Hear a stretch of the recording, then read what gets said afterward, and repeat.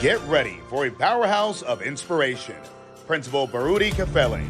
A highly regarded educator and a transformational leader, Principal Kafele has spent over 20 years in New Jersey's urban schools, making a lasting impact as both a master teacher and a turnaround principal. Under his leadership, the mighty Newark Tech transformed from a low-performing school to one of America's best, as recognized by U.S. News and World Report 3 times. A recipient of the prestigious Milken Educator Award, Principal Kafele is one of the most sought-after voices in school leadership and equity. He's delivered over 3,000 keynotes, workshops, and seminars across the nation, authored 13 books, including 7 ASCD bestsellers, and continues to empower leaders through his live-streamed AP and New Principals Academy. Please join us in welcoming the extraordinary Principal Baruti Kafele. And we are live. Good morning. Good morning. Good morning. Good morning. Welcome to week 274 consecutively of the AP and New Principals Academy. Let me see who we got checking in this morning. We got Constance Sherrod first up, Pearl, Mississippi, followed by Dr. Rachel Edo-Eckett. We're going to talk about her book in a little while, but I'll wait until we get a few more people on here. We got Michael, and she's down in Maryland, by the way. We got Michael Benton in Cincinnati, Ohio. Ray Lenz, Dyer, Indiana. Robin Snowden, Fresno, California. Appreciate you getting up so early, Robin. Rodney Richardson, Hampton, Virginia. Takesha High, also in Virginia. Nadira Coley, Newark, Brick City, Jersey. Dr. Sonia Matthew, down in Maryland. Good to see you again. Grace Castaneda, good to see you as well. Where we at? Where you at today, man? Every week you somewhere different, Grace. Bright and early in Las Vegas, Nevada. So I appreciate you getting up early, seeing it, as they say in the Baptist church, seeing it not robbery to be here in the building. Where we at? You said last weekend of summer break. I hear that. Time to get it going. Ronald Pugh, Cedar Hill, Texas. Amelia Lange, Yules, Texas. Chancellor Davis is in Las Vegas, Nevada. Lysandra Brackens is in North Carolina. LaKenya Rowland, Jersey, in the building. Yolanda McKinney is in Texas. Janelle Nicole is in Las Vegas, Nevada as well. Rod Laws, he said, Hotep and Harambe from Greenville, North Carolina. Let's get it. I'm ready to. Elisa Rivera is in Rhode Island. Vanessa Zeskin, she's out in Connecticut bringing that fire. Marsha Poe, San Diego. We got all these folks who are at the academy. I mean, at the School Leadership Institute, man. What a blessing to see y'all, man. What a blessing. Stacy Joy, grateful to be here. She's out in L.A. L.A. not meaning Louisiana, but L.A. meaning California. Lynette Wilson, North Carolina. John Hurricks, Denton, Texas. Glacier S. Robinson is in North Carolina. You know, I'm getting ready to be in North Carolina myself, and where I'm going to be, Raleigh, later in the week. So I'll be there. If any of you are going to NC Papa, that's the Principals Association, I'll be in the building. When is that? Let's see. Tuesday. That's on Thursday. The Queen of the Castle, Kimberly Broughton Kafele, is in the building. We got Tammy Moy Johnson. Man, I keep saying we got all the fam from the School Leadership Institute. We even got the one that created it. Tammy Moy Johnson. What am I doing? Dr. Tammy Moy Johnson, right? You work too hard for me not to call you doctor, right? We got Josh Tovar, in the PGP podcast. I'm getting ready to run those down too. In the building. Hey, Josh, I was calling it PDP for the longest, and you never corrected me, man. Nalina Martin, North Texas, is in the building. Dot McKeever Jeter, Calumet City, Illinois, man. That's we got 2 huge promoters of this platform, Dot McKeever Jeter and Donna Scherer Gant, man. Y'all been keeping us alive, all four of us, keeping us afloat, because folks get lax sometimes, they're like, I check them out when I can, and then y'all sending all them tags, and it's a beautiful thing. We got Dr. Sheikah Houston in the building, checking in from Florida on vacation. We'll catch the replay on the plane. I know something about that kind of living. And speaking of Dr. Houston and Josh, the Fantastic Four, man. Y'all, you know about it, but somebody on here may be new to the platform. That's every Saturday morning, 10 o'clock. These are all Eastern times, 10 o'clock, showing her turnaround principle, followed by Create and Educate with Dr. Sheikah Houston and Dr. Tammy Taylor. Again, that's 10:30. And then yours truly, AP and New Principals Academy at 10:55, and we go kind of long. We kind of stretch it out to 2 hours, or between 90 minutes and 2 hours, depending on various factors, I guess. And then Sunday, Josh Tovar and Dr. Madi Moreno. That's the PGP podcast, 5 o'clock Eastern, 4 Central. And that rounds out the Fantastic Four. For Saturday, we call it Super Saturday because the 3 platforms on Saturday. And then Josh got something. I saw it on social media, but I don't remember what you call it, Josh. It was something Sunday. What was it, like Sensational Sunday or something? I don't remember what it is. You can put it in the chat. I forgot. I'm getting ready to wrap it up, y'all. David Bell is in the building. Miss Nobi is in the building from Savannah, Georgia. David Bell is in Benton Harbor, Michigan. James Wilburn, I see you in Denton, Texas. Where we at? And I think I'm gonna close it out here with Stacy Joseph is in Houston, Texas, and I think I'm gonna close it right there. So many more to read, but if I read all of these, we'd be right at 1 o'clock. So let me say to everybody formally now, good morning, greetings, welcome to week 274 consecutively of the AP and New Principals Academy. I told y'all I'm switching up now. So like just this week only, I'm telling you I'm switching up from my question. Next week, I'm just going to transition right into it. I ain't asking y'all that question no more because it evokes too much that I don't want on the platform. So my question now, as I gave a lot of thought, and I'm going to be asking you this question every week. What did you do last week to prepare you for the 2025-26 school year professionally, mentally, emotionally, right? So professionally, you might say, I didn't do anything, and I'm not mad at you. Especially if you're in the Northeast and school ended in June, you haven't even reached the middle of summer yet. So I'm not mad at you if you took days off, right? That's just that's smart, right? But I'm still going to ask the question because as we get into the school year, that's going to be a very important question. So what did you do last week? What will you do in the current weekend? What will you do next week as it relates to preparation professionally, mentally, emotionally? One might even add spiritually as we talk about moving forward with our leadership. Because you and I, as leaders, we have to be at the top of our game because everything in that building, I don't even have to preach this sermon, but I'm going to say it anyway. Everything in that building falls on moi, right? So you gotta have all fronts ready to go, right? So professionally, I'm ready. Mentally, I'm ready. Emotionally, I'm ready. Spiritually, I'm ready. Can nothing stop me? Can nothing interfere with my progress because I'm ready on all levels. Enough said. Hey, y'all. Shout out to, first again, welcome, July 26, week number 274. Shout out to Pineville Independent School in Lexington, Kentucky. I got an opportunity to go out to Lexington, the land of the Kentucky Derby, and spend some time with some folks, some teachers and administrators at this school.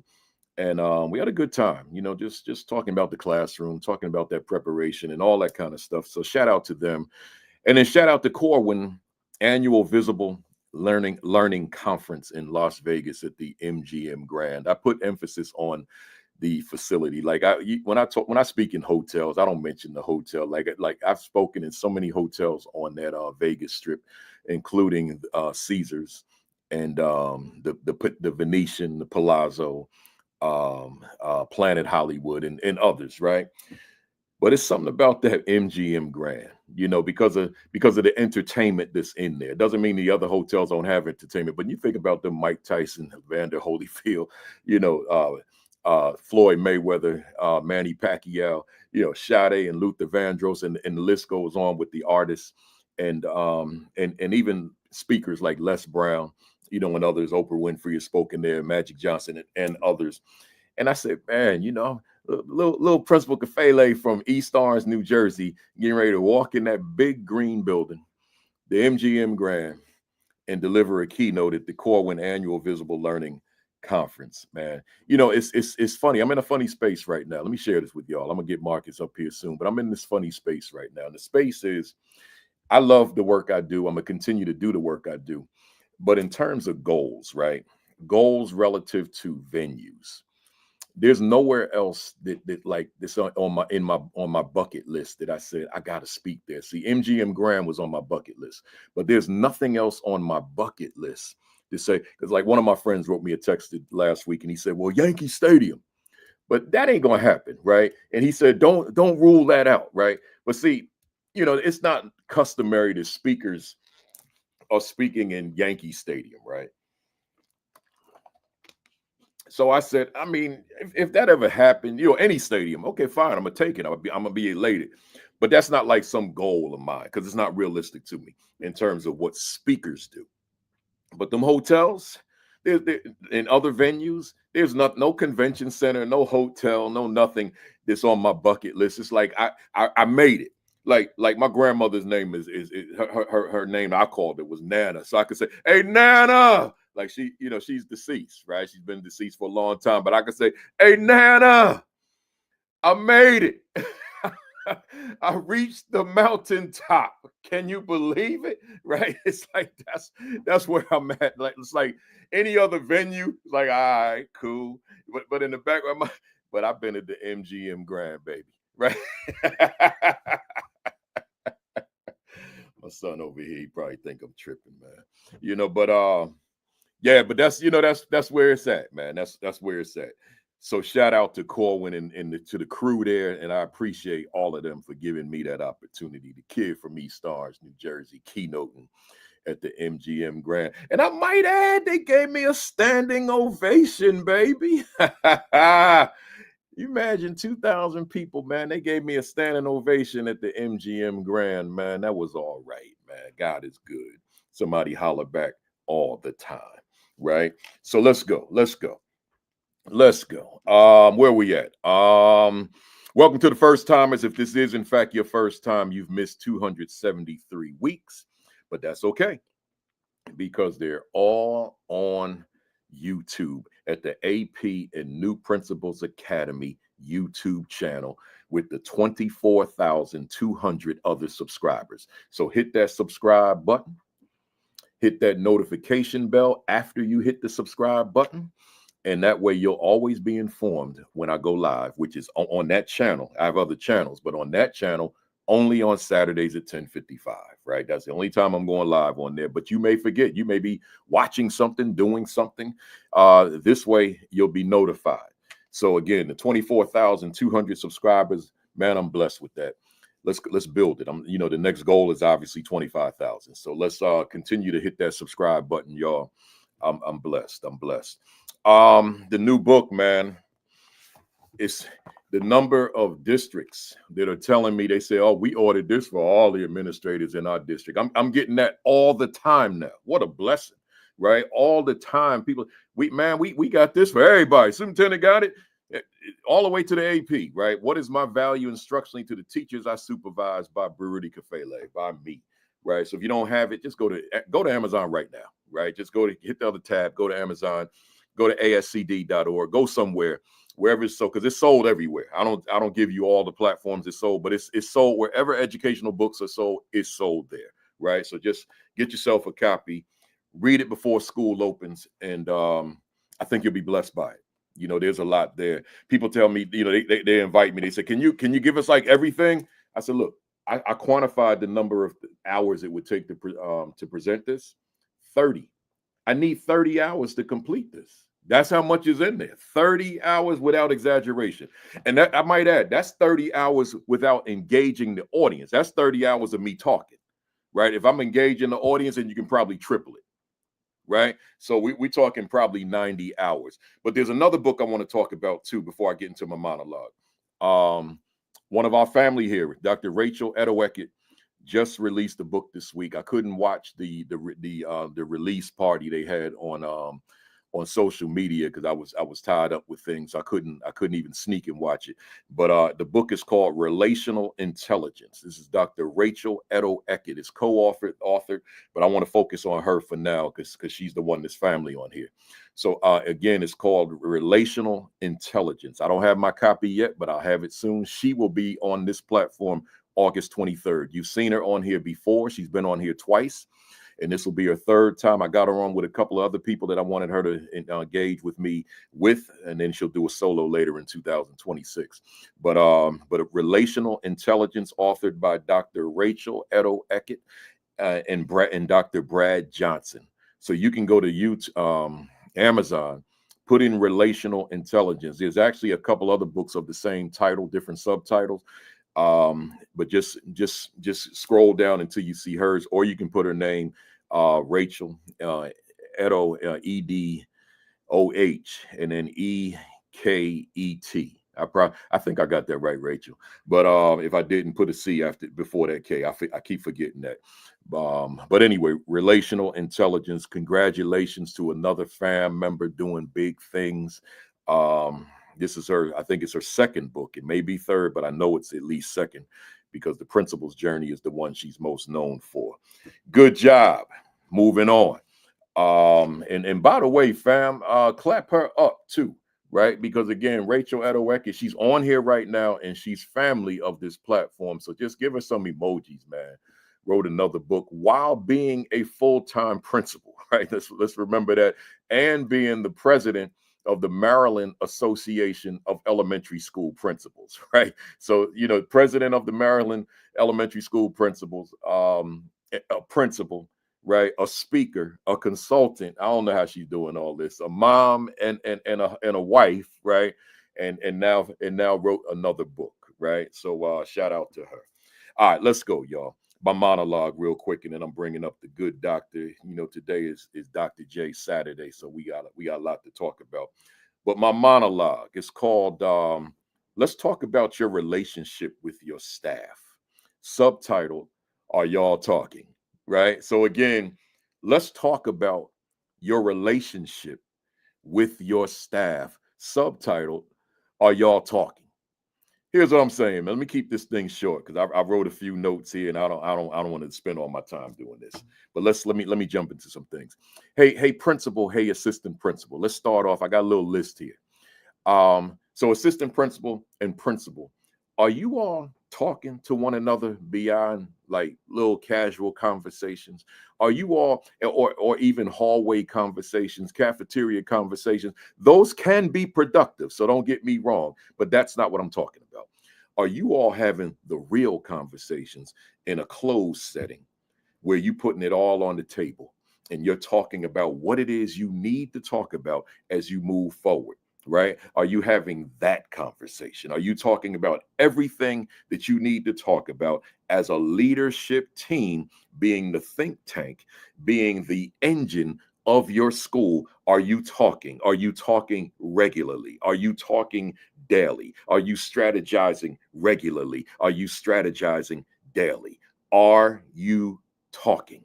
Right? Secondly, principal and assistant principal, are you talking to your teachers?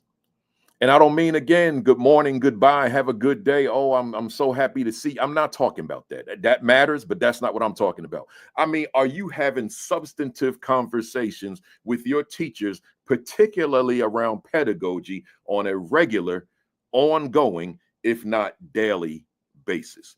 I said your teachers, but I want to break that up into your general ed teachers and your special needs teachers. Hey, principal, hey, AP, are you speaking frequently to your special needs teachers? And are they situated in a location that they are very visible? Because, you know, it's a stereotype, but let me let you in on something. it is real. That you go to certain schools, not all. So don't nobody send me some bad press for you here. It's I see it where the special needs self-contained classrooms in some schools continue to be down in the cold, dark basement, right? Where they're sort of isolated and kept out of the way of everybody else. They don't belong down there. I'm going to say it again. They don't belong down there. I'm going to say it one more time. They don't belong down there. And if they are down there, then you probably are not having those conversations because you're probably not going down to the basement, right? So bring them up and turn those classrooms in that basement into closets or something, right? Be creative. Be persuasive with your superintendent that we turn that we're able to convert some other areas up in the regular population into some classrooms so that you don't have any classrooms in your basement, right? Your cold, dank basement, right? So, but my question still is, are you talking? Are you having substantive conversations on a regular basis with your teachers, particularly around pedagogy? Next, your paraprofessionals, right? As some would call your teacher aides. Are you talking to them?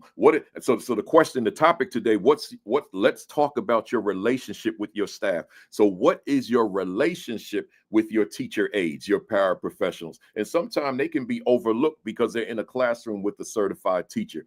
Don't overlook them, right? And certainly don't downplay them. Because a lot of times your paraprofessional, matter of fact, forget a lot of times, in most times, your paraprofessional, your teacher aide is from the same community as your students, right? They know your students in ways that if your teacher's not from that community, they know your students in ways your teacher may never get to know them. They know that community in ways that your teachers may never get to know them.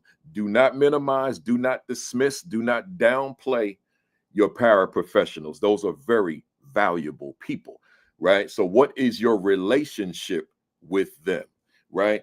Are y'all talking, right? And I didn't say are you talking and them listening and following directions.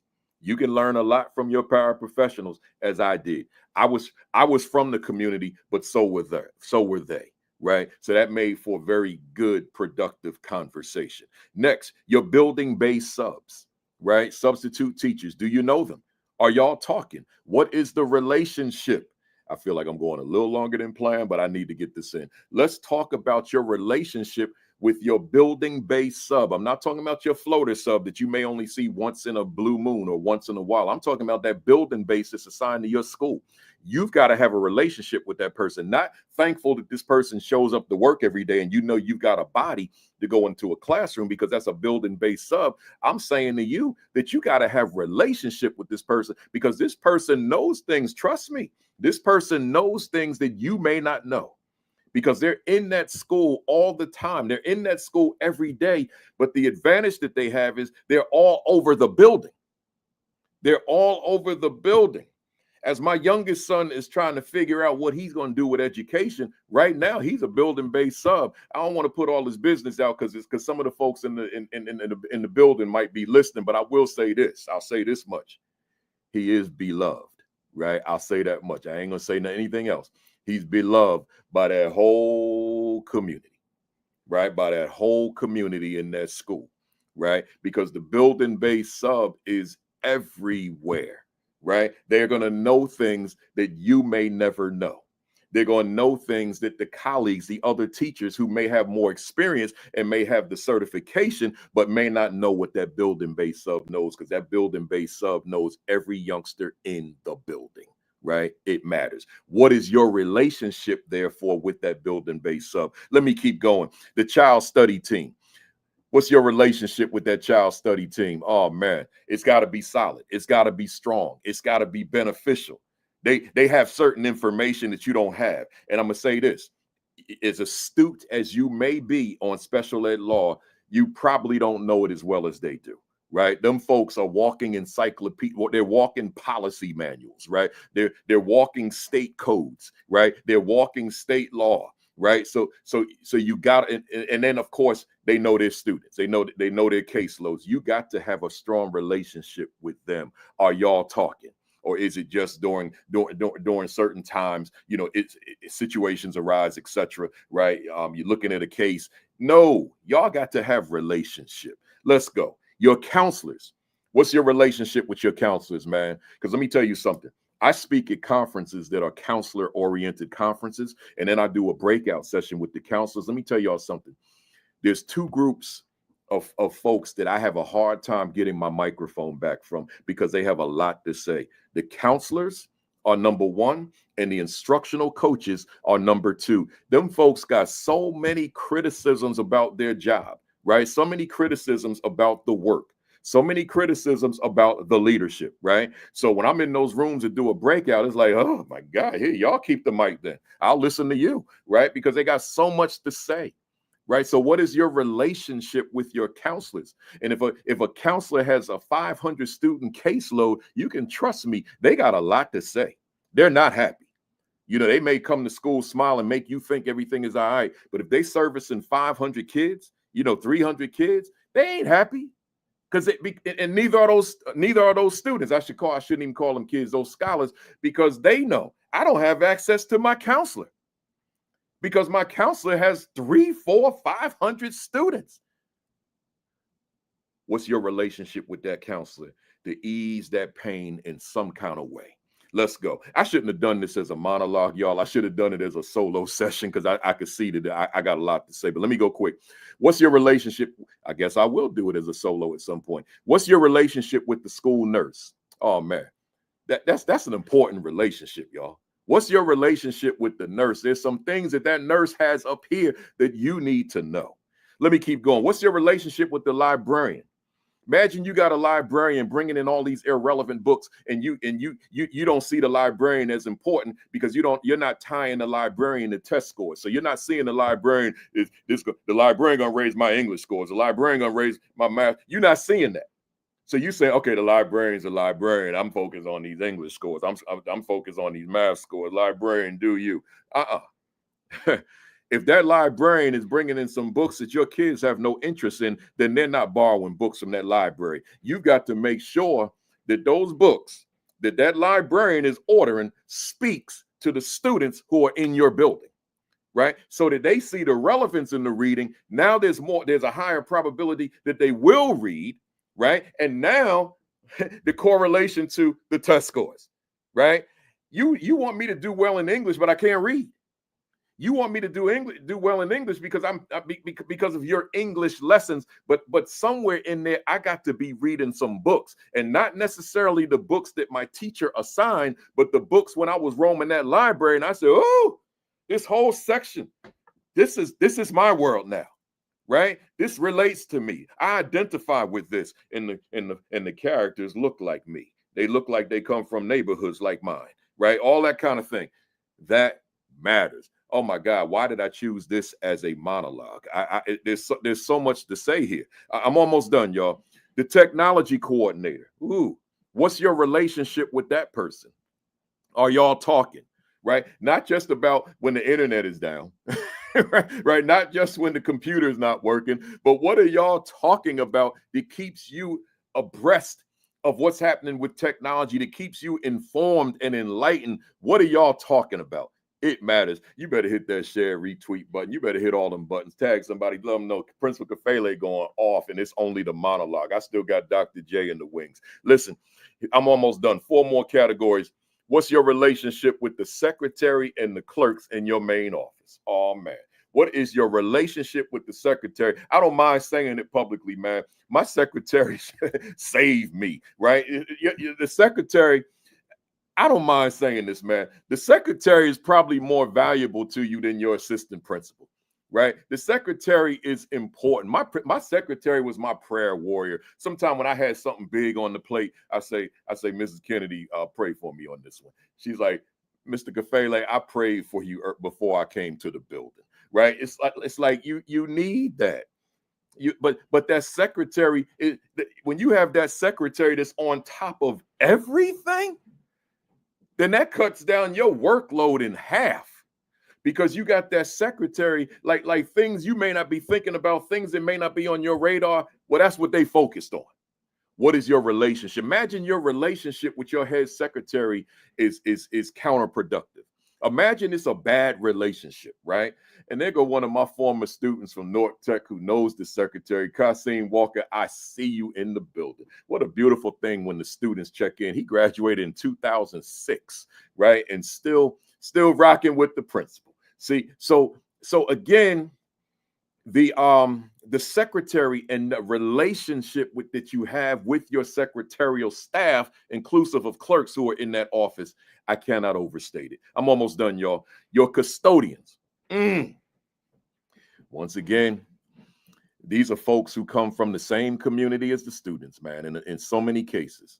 What's your relationship with them? These are the folks that know things. See, these are the folks that know the grapevine. See, I'm not talking about just the work, their job description. I don't mean just that.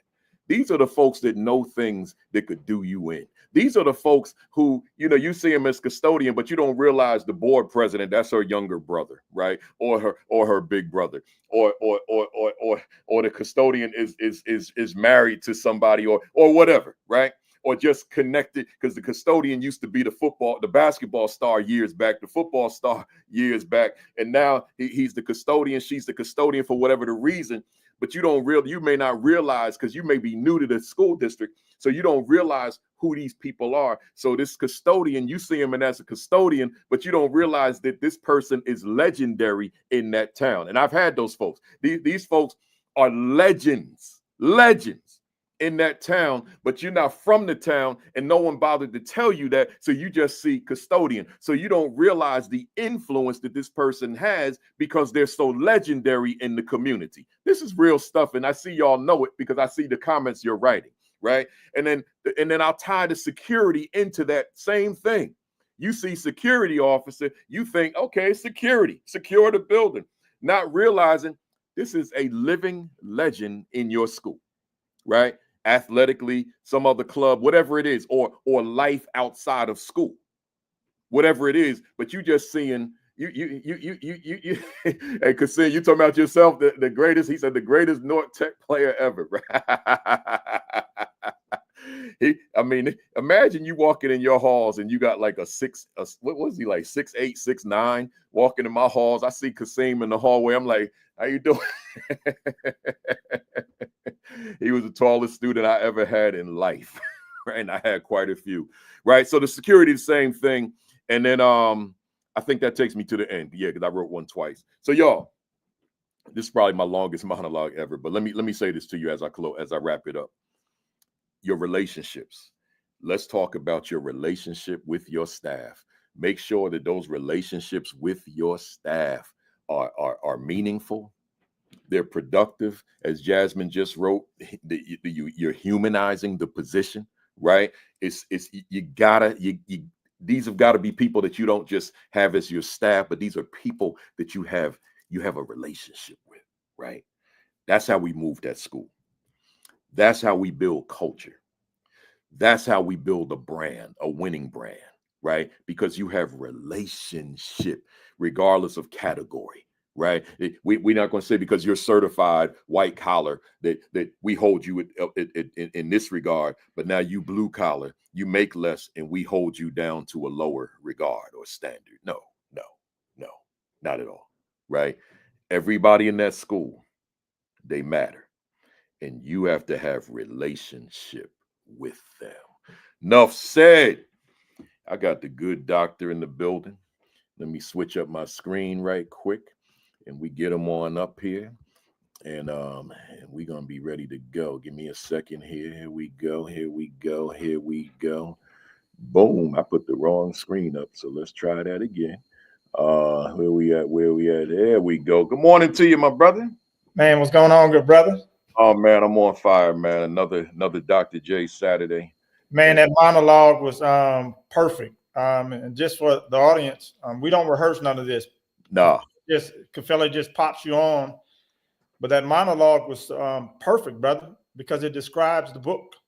Yeah. It describes those essential systems, because every person in the building is on a team. And the custodian and the secretary, they're actually two of the top leaders of the operation and logistics team within your school. So that's part of those essential systems that we're actually talking about. And everybody has a voice. And man, you described it. You went from position to position, and everybody has something so important to say, man. So that was right on time. That was perfect. I appreciate it. And I'm gonna repeat what you just said. Yeah, when my guests come on, they don't know what I'm gonna ask them. And I'll tell you something else. The monologues, I write those the morning of, right? So let's say last night, Friday, I didn't know what I was gonna talk about. And then Saturday morning, that's when I get locked in. I said, okay, here's a good topic. Let me go with it. And so that's how that works. So I guess you could call it thinking on your toes. Yes. It's important. Doc, before we get started, I was thinking this morning, I said, I've been taken for granted. Everybody knows you, but we get new people every week.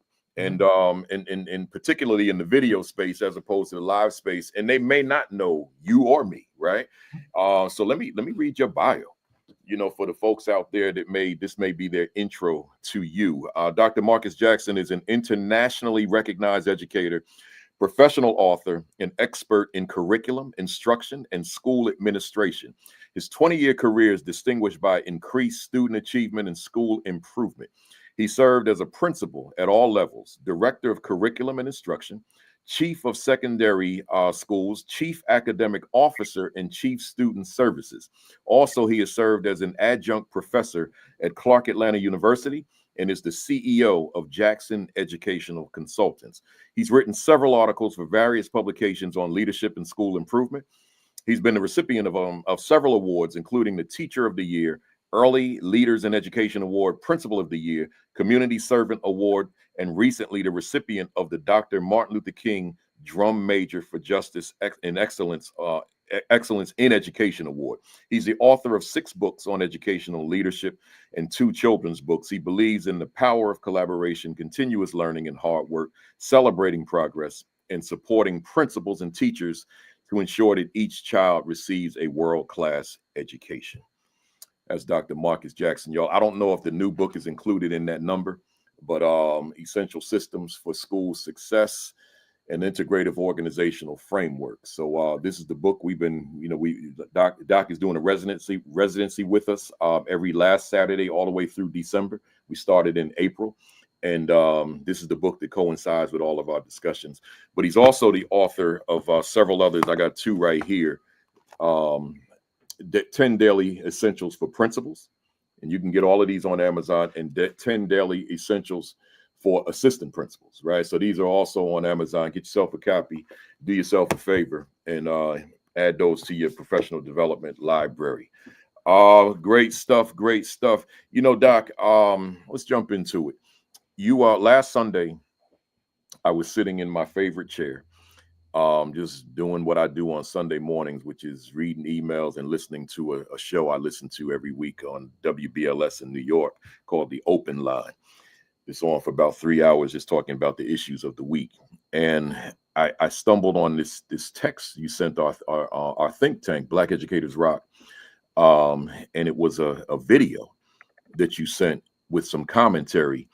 And you talked about how you reached, this young man wasn't coming to school, and you reached out to him 78 times before you can get a response.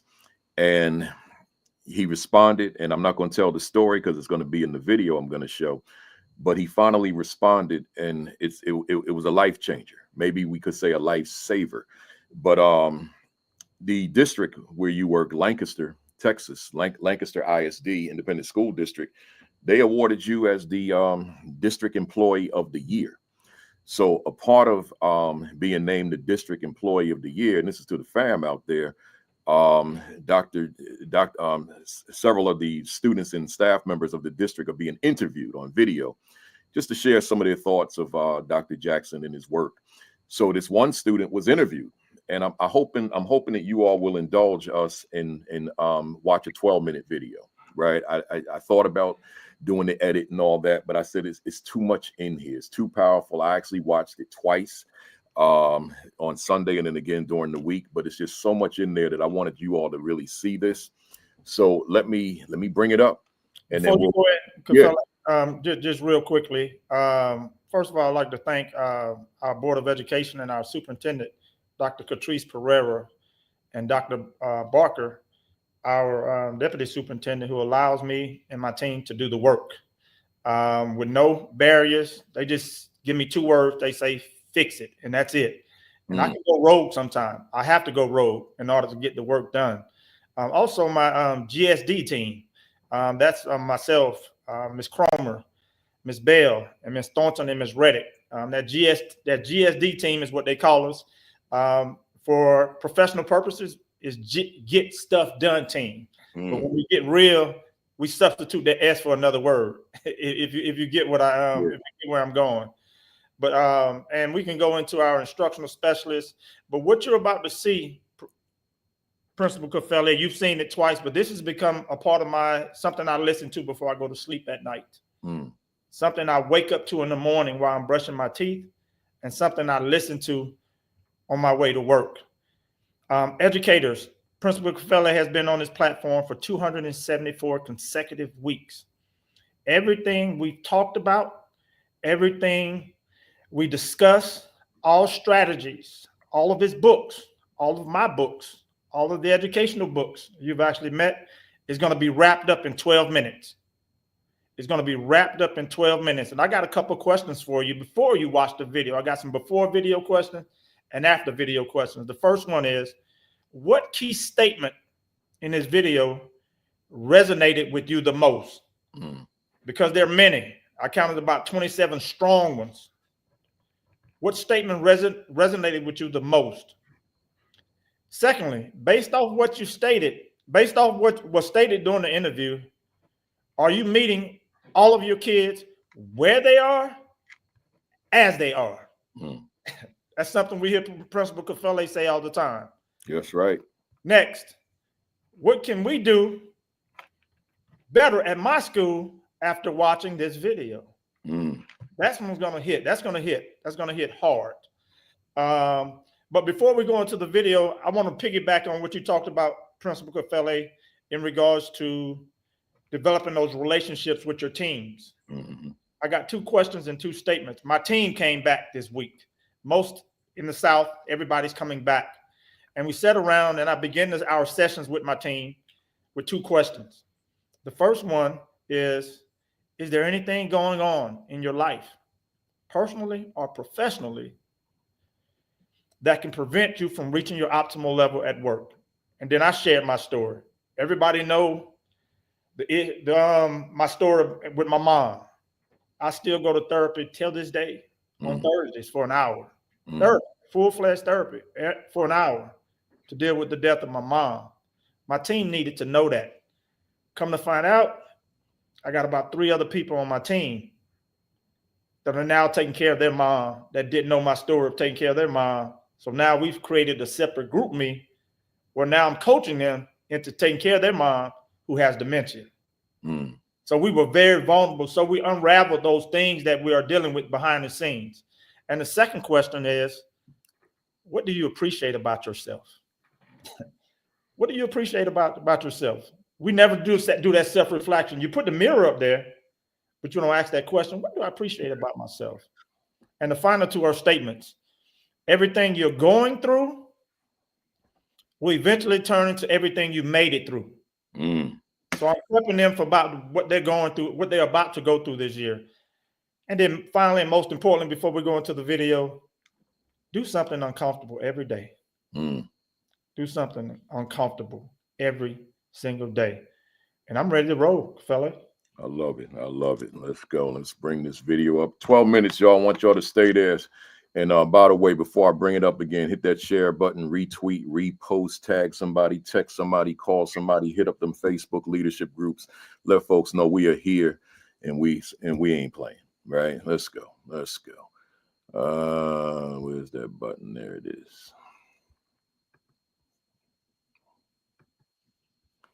There we go.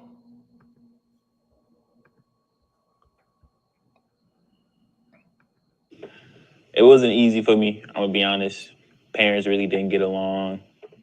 Brothers, I have 5 brothers, but in the house we were all kind of divided, all really focused on our own things. So it was like me and my family were together, but it was more so just a group of roommates.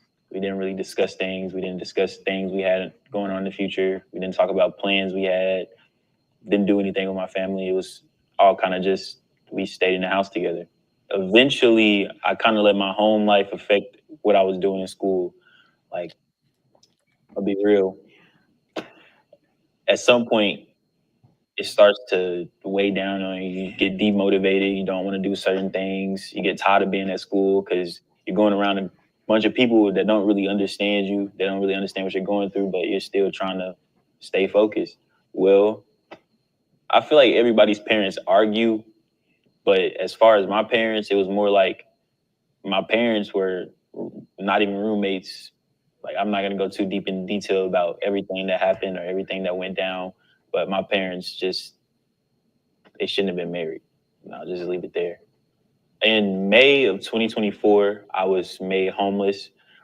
And for half a year, I want to say, a year and a half, because I didn't really get a stable living environment until around April of 2025. But yes, I was homeless at 17, going into 18.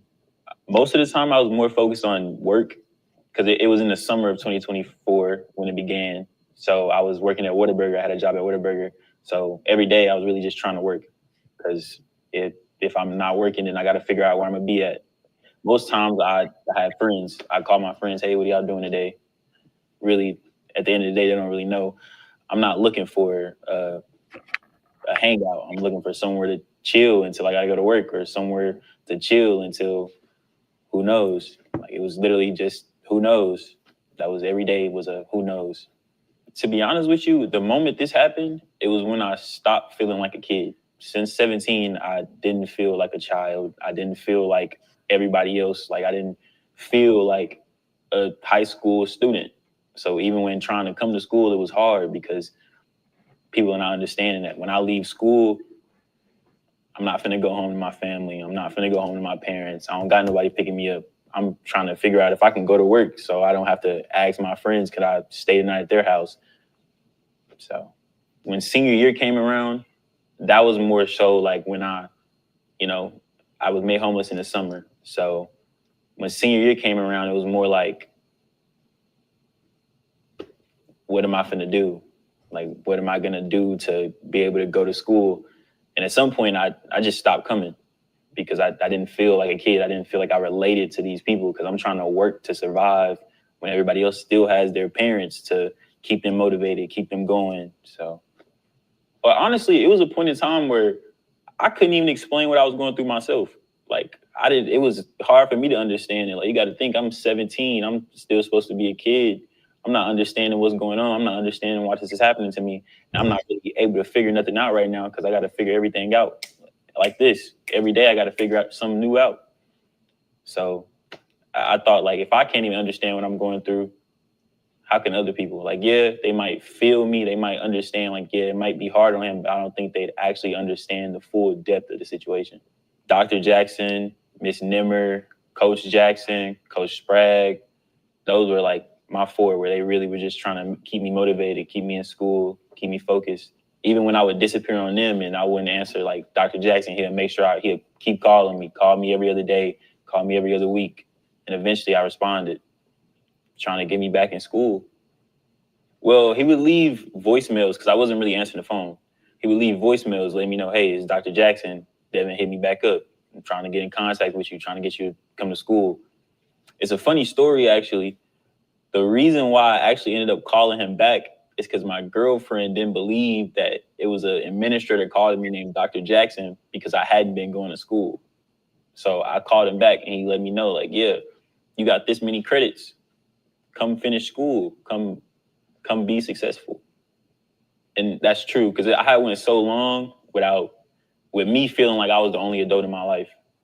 So when it came time for somebody to actually talk to me like I was still a kid and let me know, like, yo, you're in high school, come finish high school, it made me realize, like, either I go finish high school and be successful and go do something greater for myself, or I'd be stuck in this same situation for who knows how long. Dr. Jackson would pick me up, make sure I got to school in the morning. Like, even when I was in Dallas, Dr. Jackson made sure I had a ride to school every day. He made sure I could get to work. Like, Dr. Jackson made sure I got around and I was able to actually be successful with the things he was telling me to do. He actually helped. He didn't tell me, go do these things. He made sure I was able to do those things. It was a couple of times where he would pick me up himself and drop me off himself. Or even then, before he was able to give me the resources where I had a ride every day, he would have a different administrator come get me. So he made sure I got there. He made sure I got what I had to do done. It made me feel like somebody understood. Like, that's the best way to put it. Like, it made me feel like somebody understood. It more so allowed me to build a bond with the administrators of the school. It also let me understand that Lancaster isn't just a school. A lot of the people here are like family. So like they work together to make sure that the students are successful. Like it was a lot of, like it's a lot more students than me that they made sure was still successful. I just so happened to have a story to tell. It was hard to trust it because in my life, it was a lot of people who claim they loved me that really let me down. So when I was shown that other people are kind, kindness is real, it was a little hard to believe. That's why it was so hard for me to pick up the phone or want to talk to anybody, because it was like, if I'm not even talking to my parents, like if my parents are supposed to be doing this, how can I trust you? But eventually you had to understand that these people want you to be successful. They wouldn't be calling you every day if they didn't want you to be successful. They're not calling you to ruin your life. They're calling me to make it better, help me out. Of course, I've had conversations with my parents that wasn't things you shouldn't have said to a kid. Yes, I had multiple conversations with Dr. Jackson, him letting me know how successful I could be simply just by graduating.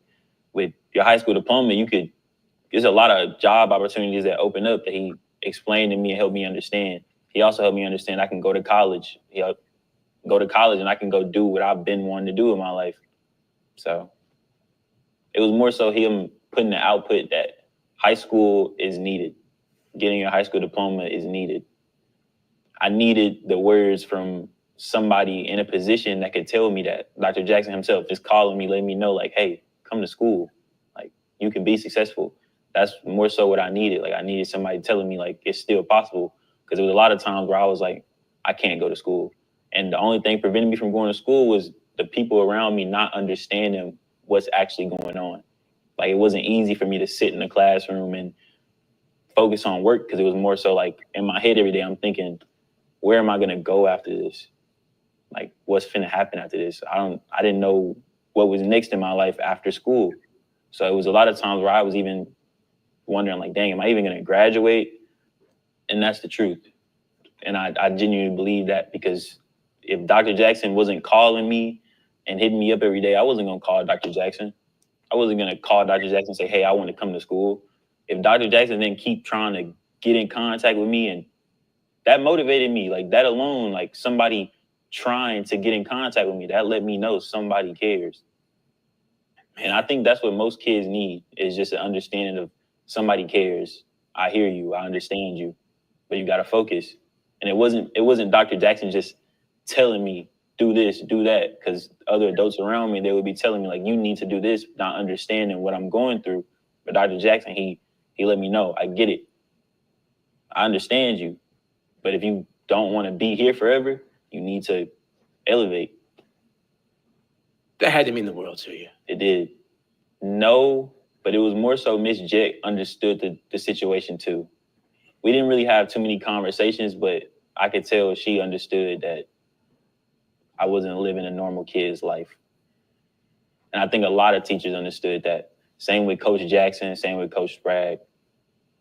Even then with like choir and all that, sometimes I would let my home situation that I was already going through demotivate me from that.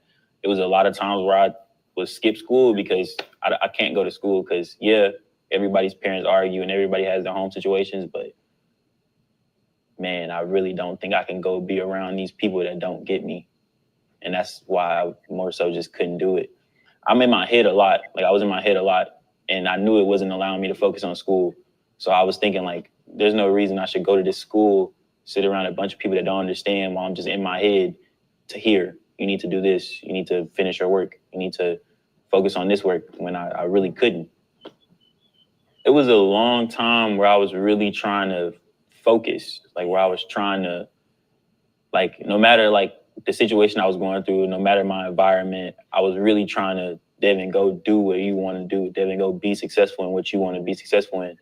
But I'm pretty sure my junior year, or I want to say May, or I guess that summer when I was made homeless, that was when I completely just got demotivated. Like I'm pretty sure I was broken at that point. Like I can't do it. Like I really can't come to this school. I can't keep doing this. It was at that point where I was like, I'm really done. And what was the difference that made the difference? Dr. Jackson. Like I'm gonna be honest with you. Like I'll keep it completely straight up. If Dr. Jackson didn't keep calling me, I wasn't gonna come back to this school. I wasn't gonna graduate. And it was at one point where I was okay with it. I had accepted, like, this is what your life is. And this is what is gonna happen. This is what you have to go through and deal with it. What would have happened if he didn't call? Honestly, I couldn't answer that question. I really don't know. I'm just happy he did. I more so want to work with computers. Like I'm really interested in coding. Like, so at first I wanted to be a computer engineer, working with computer hardware. But then also I really find joy in coding. And I also love video games. And after the situation happened at home, I wasn't really able to do that anymore. I wasn't able to do the things I loved. So now that I'm going to go to college, I want to make a career out of that. To those that are going to see this video, I just want y'all to understand, like, be nice to your peers, because you never know what they're going through. You never know what somebody else is going through. And if you are going through something detrimental right now, no matter what that situation is, and I'm going to say that because everybody has their own problems. So don't ever think your problem is no greater than anybody else's. Just understand and try to understand each other. And please understand that no matter what, you can do it. Like, you really can be successful. And I know if you here at Lancaster, the people here are going to make sure that you are 100% focused and are successful. And what would you say to Dr. Jackson? I genuinely love you. Like, I would look at you as a father figure, because you motivated me to get everything done. And I'm not talking about just school. Dr. Jackson motivated me to get a job, motivated me, like, he motivated me on everything, just being a man in general. That what I didn't have while I was homeless and I'm trying to figure everything out with myself, trying to understand becoming a young adult, Dr. Jackson helped me figure all that out in a span of a couple months. So I really do appreciate you for that. Ooh.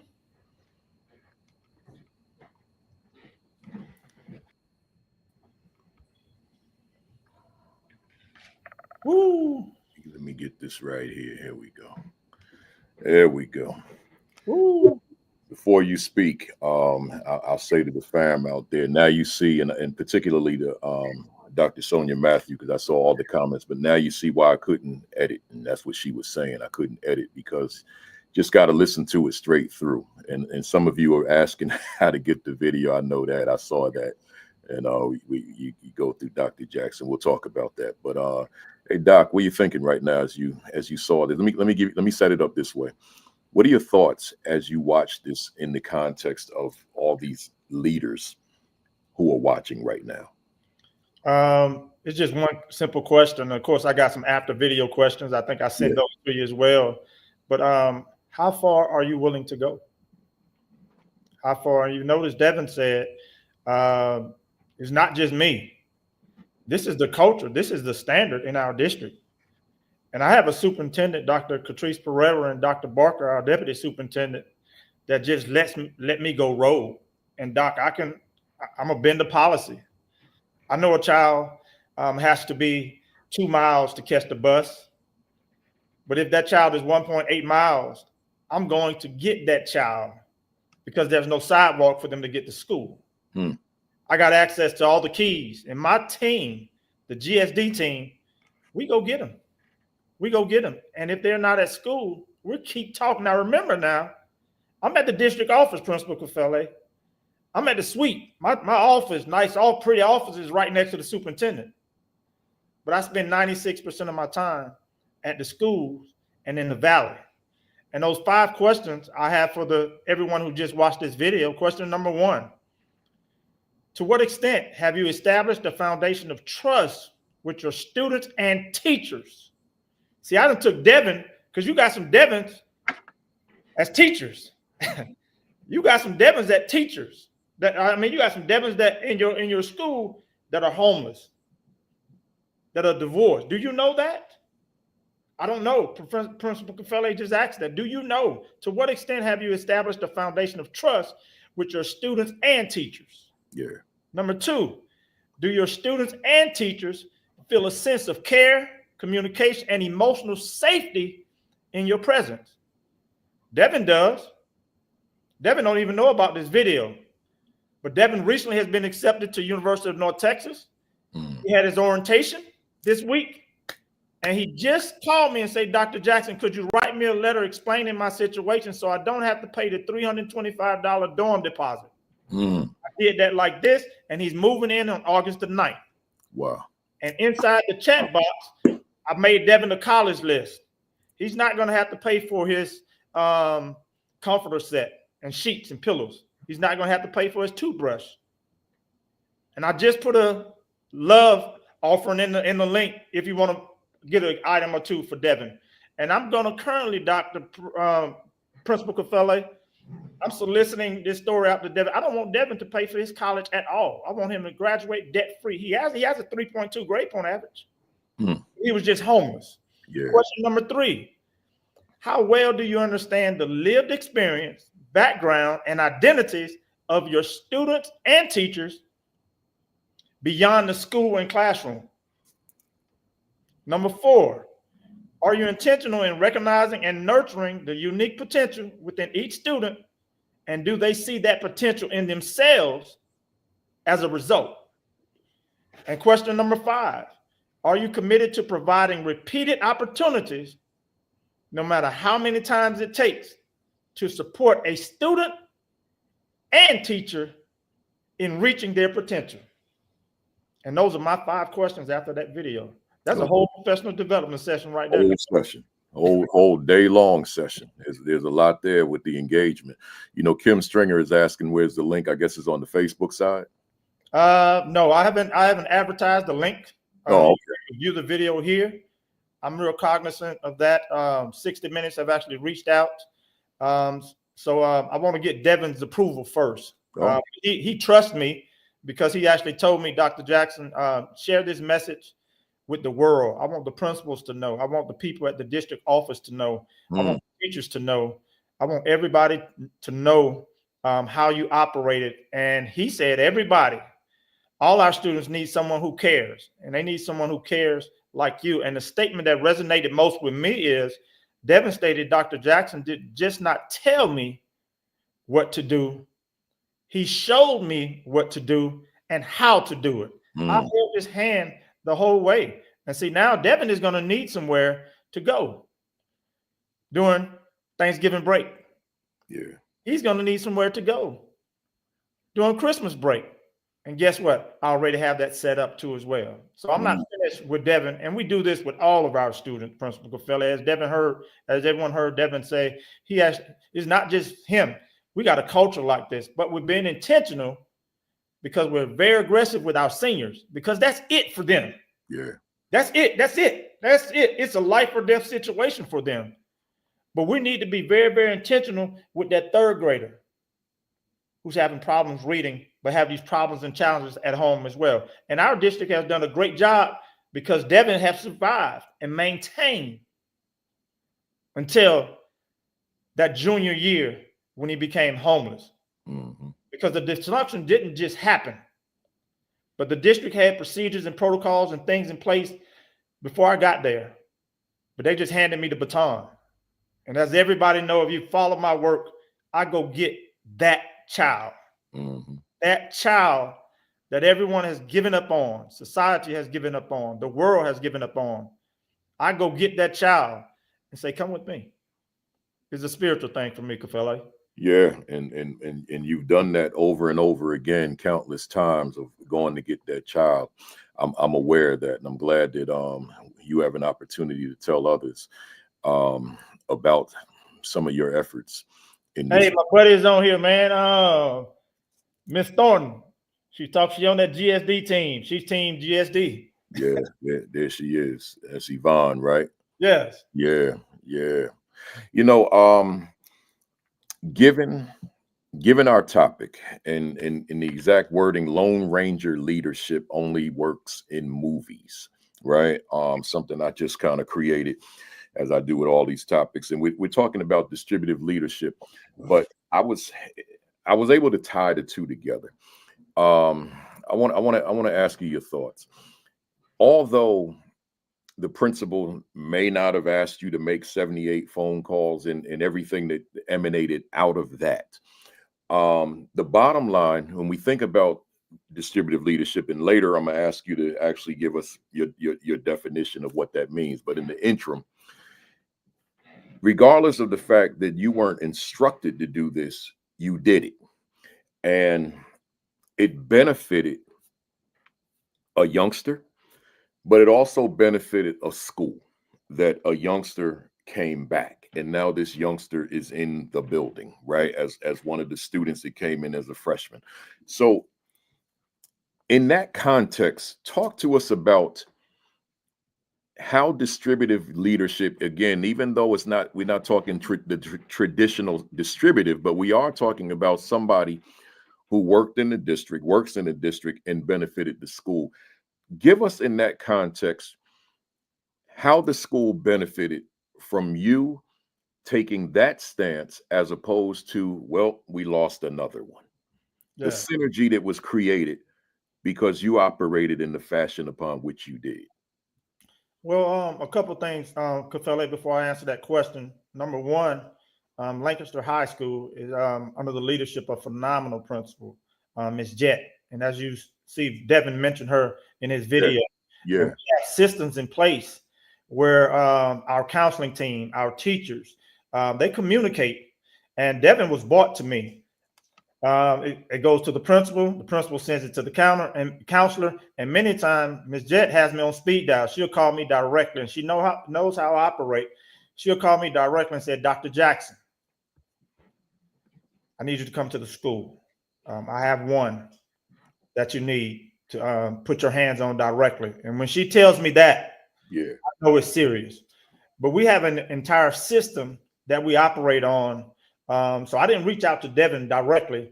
The school actually noticed what was going on with him. We, if you miss school too many days, we really go aggressively with that. So I wanted to give Miss Jett and her staff at Lancaster High School their props. Yeah. Yes. But as it relates to distributive leadership, as you actually stating, Principal Kafele, my old saying, everybody in the school and the school system has a dime, a nickel, or a penny to contribute to the quarter of success. And in this point right here with Devin, I was that dime. I had the most to contribute to him. I connected with him.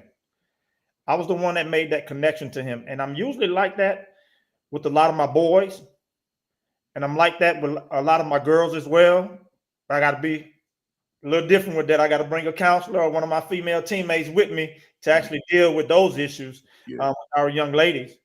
But once they know you care about them, then you're able to make that connection. And on my end, I just had a teammate right here, Ms. Thornton, who actually just popped on.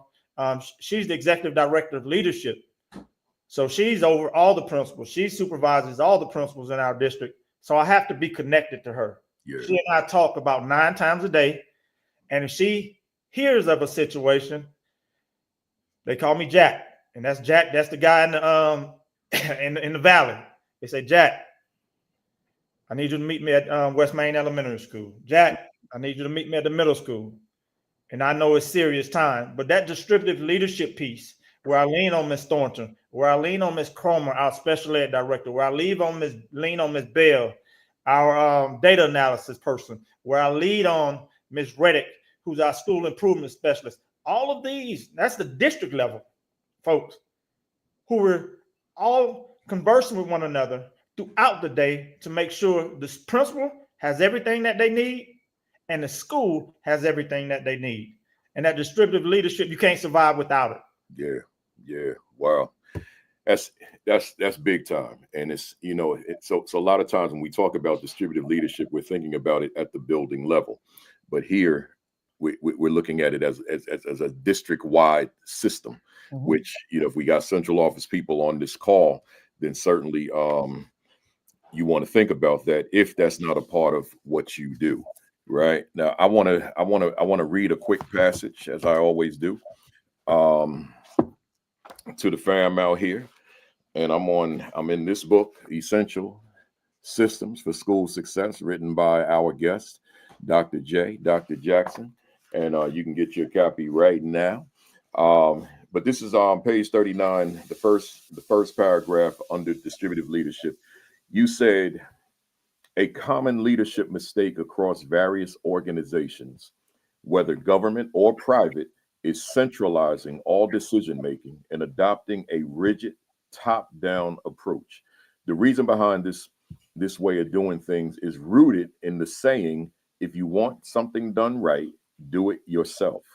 The disadvantages to an approach where a single individual makes all decisions are particularly evident in a school setting. A school principal who tries to lead a school by micromanaging every aspect of the educational process becomes an impediment rather than an asset to the school. It's a powerful statement. And within that, there were two passages that really stood out for me within the paragraph. Let me read the first passage. You said the reason behind this way of doing things is rooted in the saying, if you want something done right, then do it yourself. My question to you, why in 2025 is this thinking problematic for school leaders? Well, Kafele, there's a couple of reasons, and there's actually 4 things that prevent leaders from actually distributing their leadership.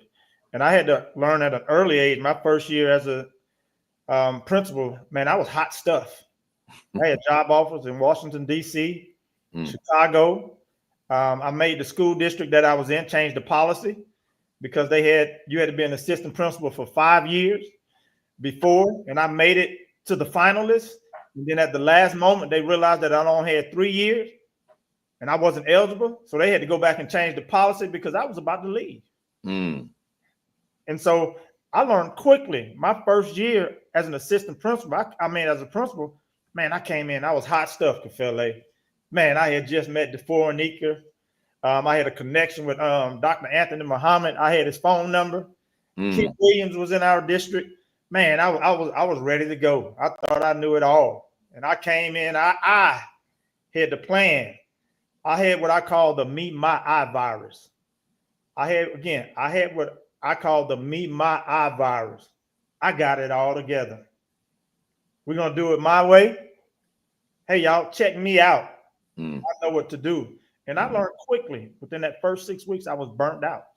But there was 4 things. There was 4 things as a leader that prevents us from distributing leadership. The first one is we have a preconceived notion that nobody can do it better than I can. And that may be true. Number 2, I can do it faster. It can be done a lot quicker if I do it myself. Remember now, the superintendents need this report. It can't be late, so I can't trust nobody. I got to do that myself. And what if they mess it up, Principal Kafele? Yeah. What if they don't do it right? And I got to go back and I got to go redo it again. And number 4 is my team needs me to handle this one. This is a big project. It's so important. My team needs me to handle. So those are the 4 reasons that prevents people from distributing leadership. But you will never establish those relationships you talked about until you give that and distribute those tasks to your teammates. Yeah. Wow. The second passage that stood out for me in that same paragraph, a school principal who tries to lead a school by micromanaging every aspect of the educational process becomes an impediment rather than an asset to the school. And although I said the passage stood out, there's a word that stands out within the passage, and that's the obvious impediment rather than asset to the school. What do you say? Well, when you actually try to control everything, you don't have no control over anything. You can write that one down. If you try to control everything, you don't have any control over anything. And that was something that my team at Point South Elementary School in Clayton County realized quickly. Okay, this is a guy that's all about himself. He thinks he knows it all. And I was quickly sinking. I was in quicksand. I was in quicksand. And then my assistant superintendent at the time, Dr. Anthony Smith, who's now superintendent in Clayton County, he had to pull me to the side and say, hey, man, you're suffering from that D word.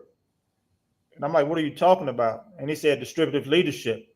He was like, you're trying to do everything all the time, every day, and you're sinking.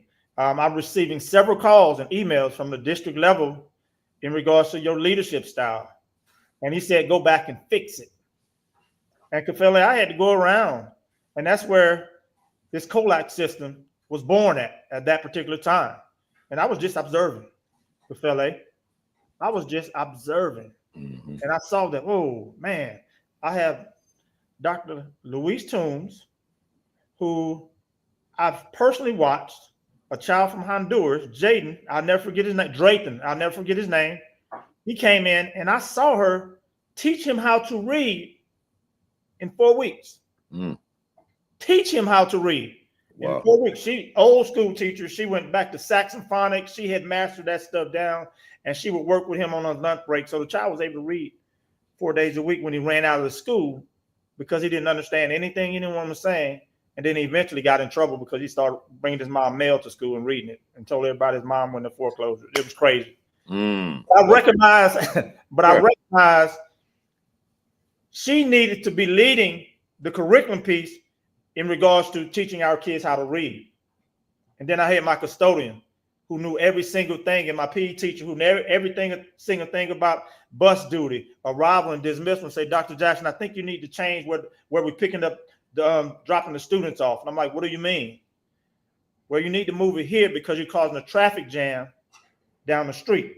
I was like, man, okay. I was like, okay, I got some operational logistic piece down here. Then I'm talking about student achievement. Then I'm going down here with Ms. Hardaway and Ms. Tigner.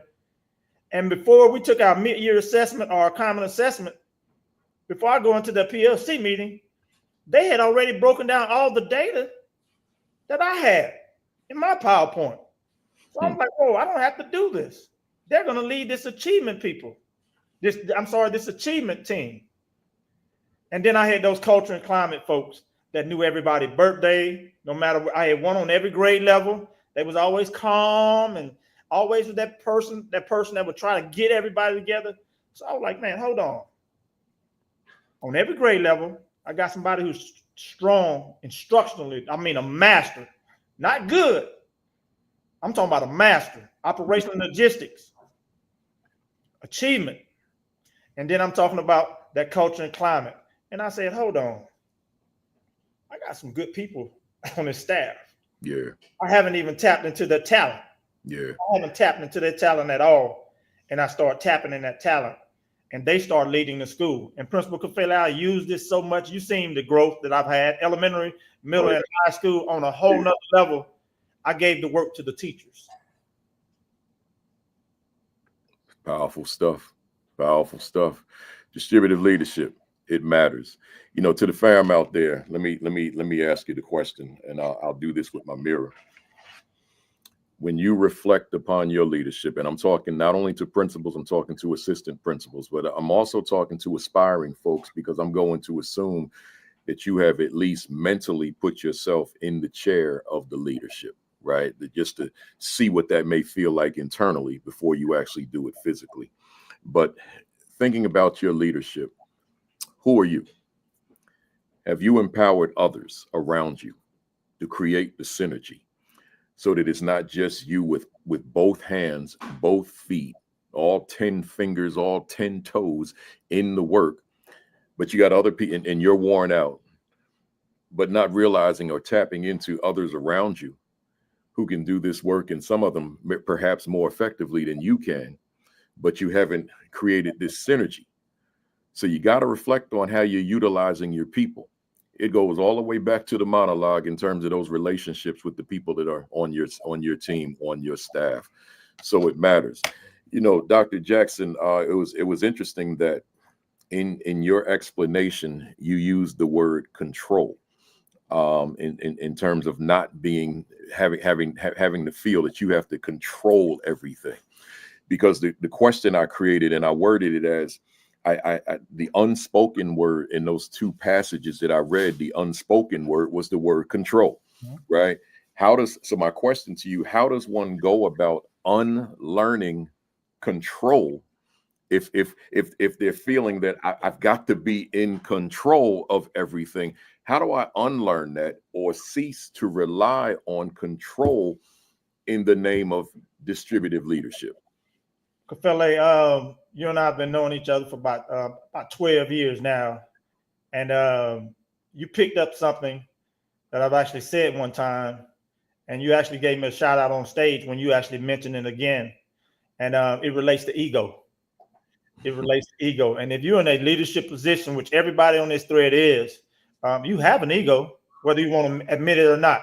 Yeah. Because you wouldn't be in that position without a certain level of talent, with a great deal of expertise in that area.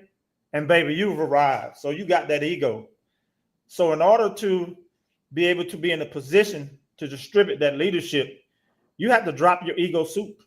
Yeah. Take a bite of humble pie. Y'all can write that one down. Yeah. You have to take a bite of ego soup. You have to drop your ego soup. I'm sorry. You have to drop your ego soup and take a bite of humble pie.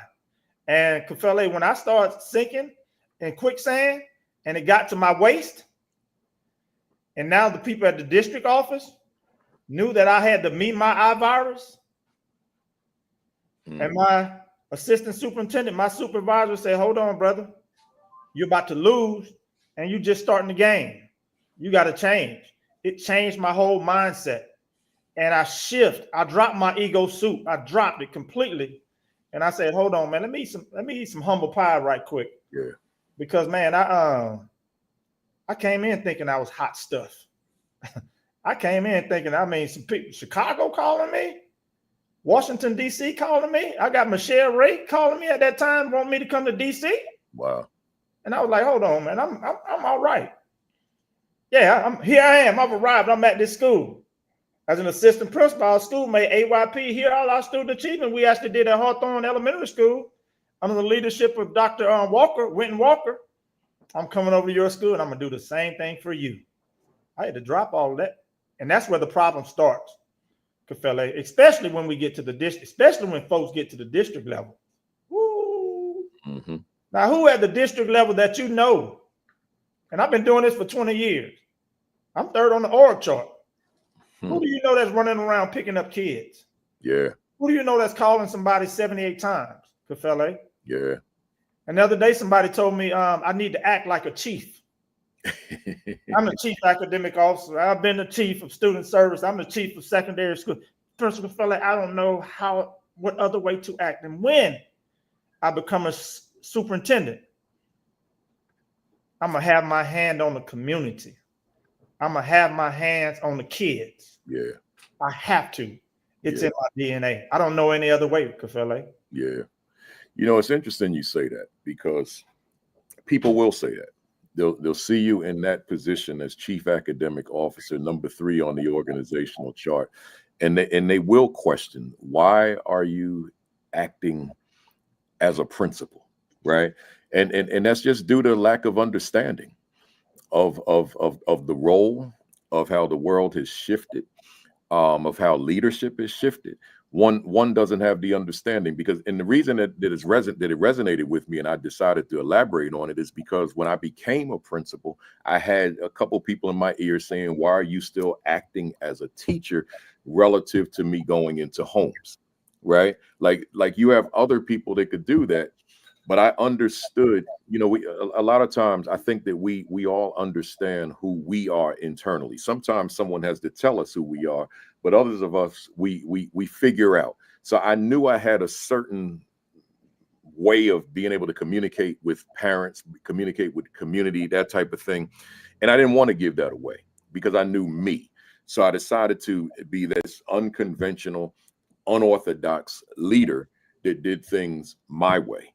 I thought I was going to be a superintendent at one point when I kept going on these invited interviews. But as I sat in the interviews and had the conversations, I knew that wasn't what I wanted to do, because I wanted to still be that guy that was out in the field as opposed to that guy that was going to be in the ivory tower all the time. You know, and I know that people would have had a problem with me being out into the schools and all that kind of stuff, being in the community, as opposed to being accessible in central office, in the superintendent's office. So I walked away from 4 different school districts for the same reason, to say, there's no way in the world I'll be able to be me in that capacity. Right. So I respect that immeasurably, you know, in terms of how you've been able to maneuver the way you do. And it still falls within that, or under that umbrella of distributive leadership, because you're functioning in a way that others probably need to, but you're able to do that, right? You're correct. And then I still operate with dropping my ego soup. Yeah. Taking that bite of humble pie. And I mentioned that GSD team, myself, Ms. Bell, Ms. Thornton, Ms. Reddick, and Ms. Cromer. We huddle up about twice a week.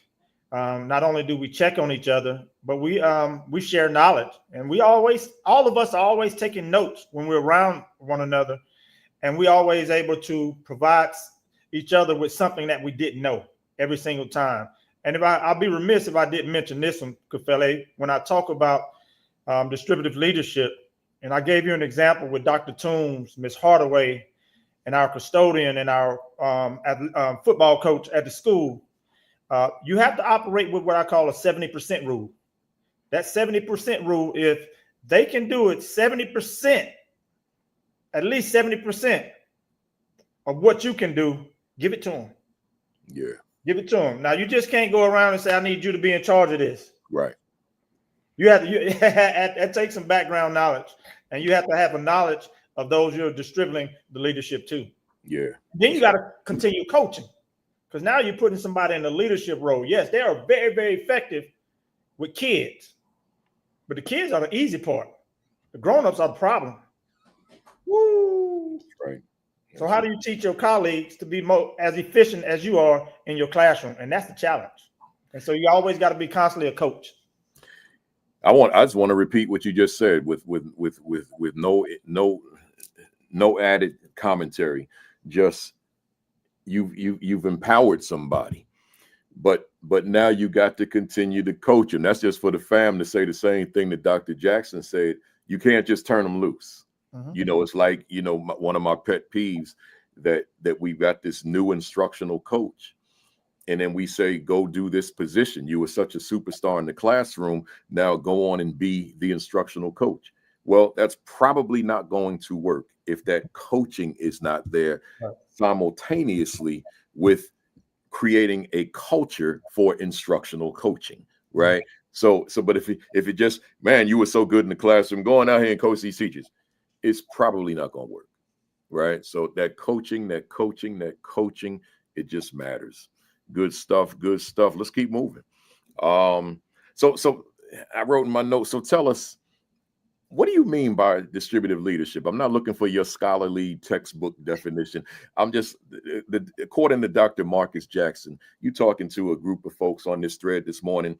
Some of them are seasoned, some of them are new, and some of them are aspiring. What is this thing called distributive leadership? Let others help you do the work. Let others help you do the work. That's the plain, simple, raw answer that I can actually give you. Principal Kafele, I came to this position 4 years ago in this particular school district, and mid-year, we did a leadership shift at the high school, huge high school, and at the middle school. And the superintendent said, Dr. Jackson, you have experience at the high school and middle school level. I need you to go fix those 2 schools. That's all she said. Now, remember, I'm still the chief academic officer. So she said, I need you to go help turn around those schools. And I did that. So I learned quickly how I have to step out of the norm for myself. And I have to let others help me. Even in that position, now that I'm a chief academic officer, that work's still going on in the district, but I'm at the high school. So now I got to lean on my instructional specialists. Now I have to lean on my assistant, Ms. Murray. Ms. Murray, I need you to do this. Ms. Bell, I need you to do this. I'm at the high school now. So now I have to hand out some of my stuff. Currently, right now, my role as the chief of student services, we've had 4 years of 100% graduation rate. And every year we have at least about 42 Devons that we have to go get. 42. The girl that's pregnant, the girl that's been raped, the boy that's in the gangbanger. We have about 42. And I've been doing that, Kafele, for the past 4 years. But the superintendent and Dr. Barker saw, hold on, he's Superman, but he's choking off of his cape. He's choking him. He needs some help. So this year I have some help. I have Dr. Bobby Courtney. I have Dr. Antoinette Matthews. I have Grace. I have Terry Tucker. I have Mr. Smith. I have Dr. Ferguson. I have Donna Mitchell. I have a team of about 12 now. And I have to let them do some of the work. Yeah. I have to let them do some of the work. We got registration on Monday. In my mind, I already got it mapped out. Dr. Courtney say, Dr. Jackson, I got it. Don't worry about it. Go to your executive meeting and I'll take care of registration. Well, I've been calling him a couple times this weekend, so he'll stop answering his phone. He had told me he got it. So I read that subliminal message. I told you I got it. Don't call me. I had to let it go. And so that's where you build trust. And when you let it go, Kafele, you got to be there to coach them if and when a mistake is made. Yeah. Because it's going to happen. It's going to happen. It's going to happen. And you got to be there to coach and be their support when they make that mistake. You know, now just for clarity, there was a year that at the end of the year, you were sent to the high school to lead it. That's not the same thing you were talking about, is it? No, that was the first year I was here, but 2 years ago. Give us that. Like set it up and then go ahead and give us a little bit of that. And we had a principal that actually went out sick. And this was in February. So you can imagine, man, you got prom coming up. You got graduation going up. Prom itself, man, I had forgot how serious the voting for the prom queen and prom king, and man, parents just go insane, and they want to know how many votes. They want to take a look at. It's like an election. I mean, they want to see the votes because their child lost by 2 points, so they want to do a recount. And I was put back in that high school principal role. You got graduation athletics. So what was your title at the time? My title at the time was I was chief academic officer and chief secondary school. I held 2 titles. And my so hang on a second. So fam out there, I want you to hear this. He's chief academic officer.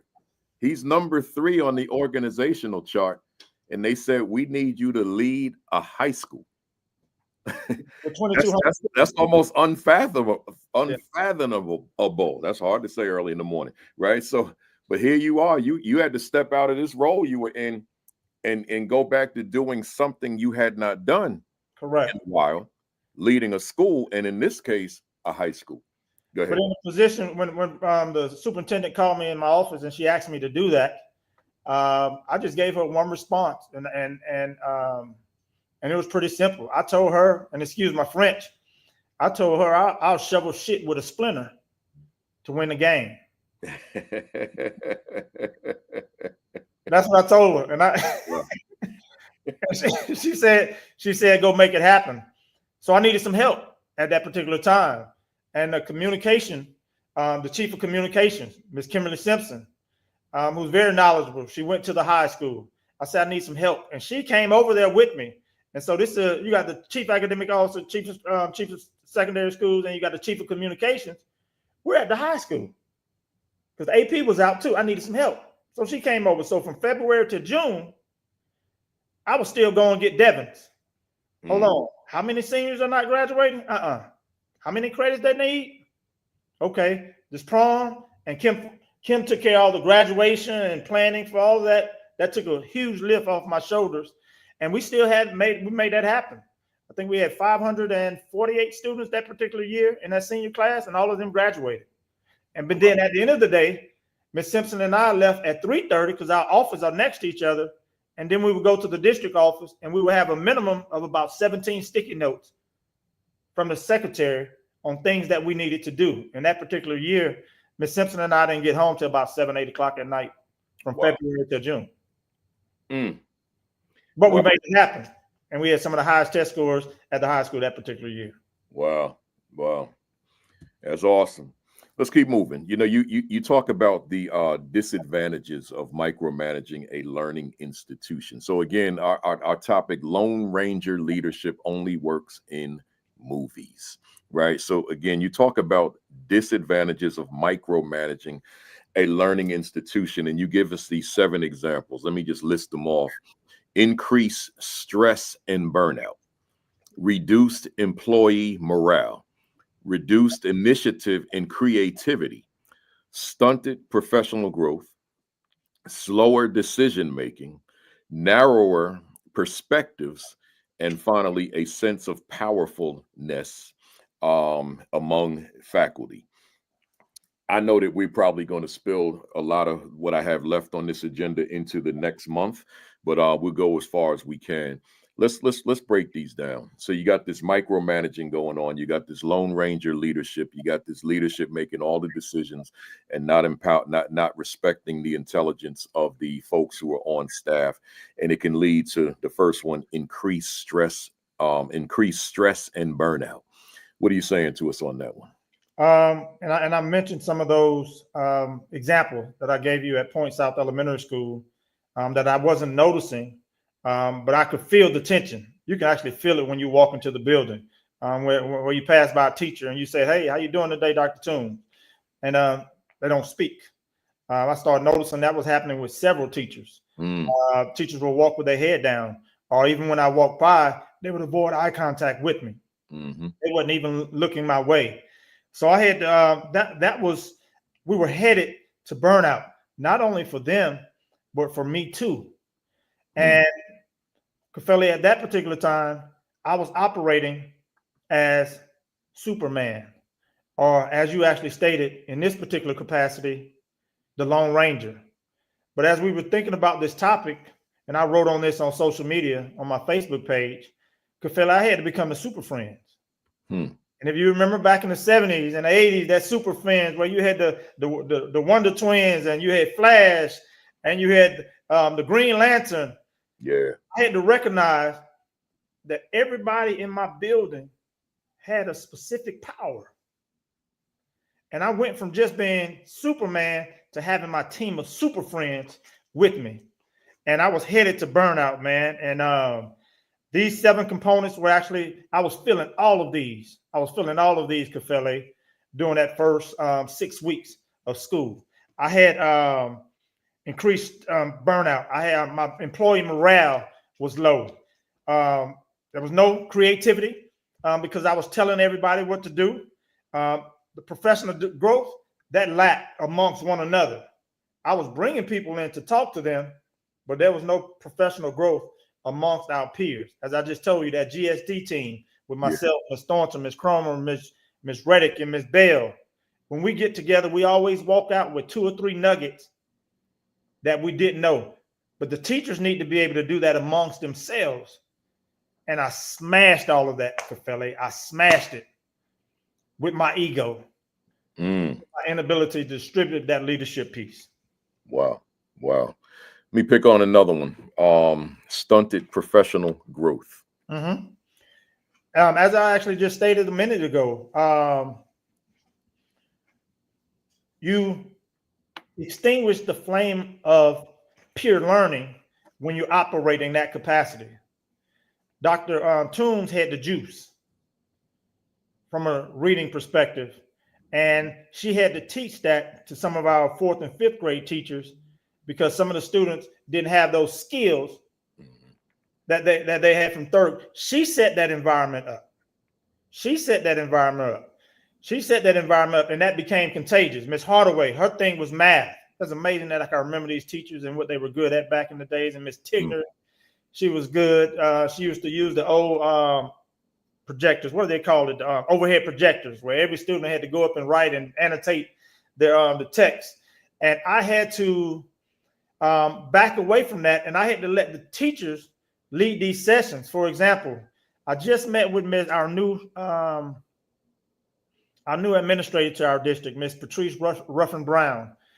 She's our new principal at the middle school. And I was just so honored that she read this book, which is what I give to all my principals. And she said, Dr. Jackson, I need to implement this system at my school. And she had a leadership retreat. And it was all about professional growth. And everybody was super excited to be engaged in everything.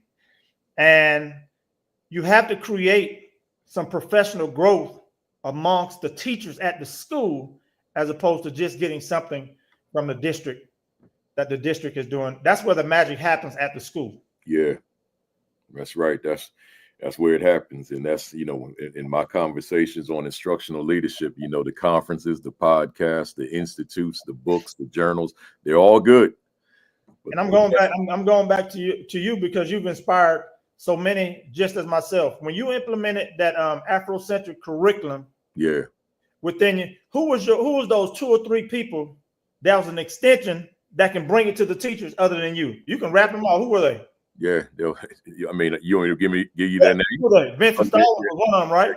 No, he wasn't there yet. It was Ted Bowler, Deetria Smith, Hubert Chase. Look at you, Wayne Stackhouse. Yeah, these were the ones that they can make it happen. Those are your gorillas. Those are those gorillas you had on your team. Yeah. And they've all been on this platform. Yeah. Those individuals were teaching and had professional knowledge being shared in the lounge. Yeah. When you weren't around. In those TLC meetings when you wasn't around. That's right. That's what you have to create at your school, Kafele. You did that, and I was able to do that as well. Yes, I love it. It's still missing. Let me give you one more from this category. And this is a strong one. Matter of fact, I got 2 more. Narrower of perspectives. When I've got that micromanagement leadership that I'm working under, you have to create what I call a culture of how, and that culture of how needs to be created.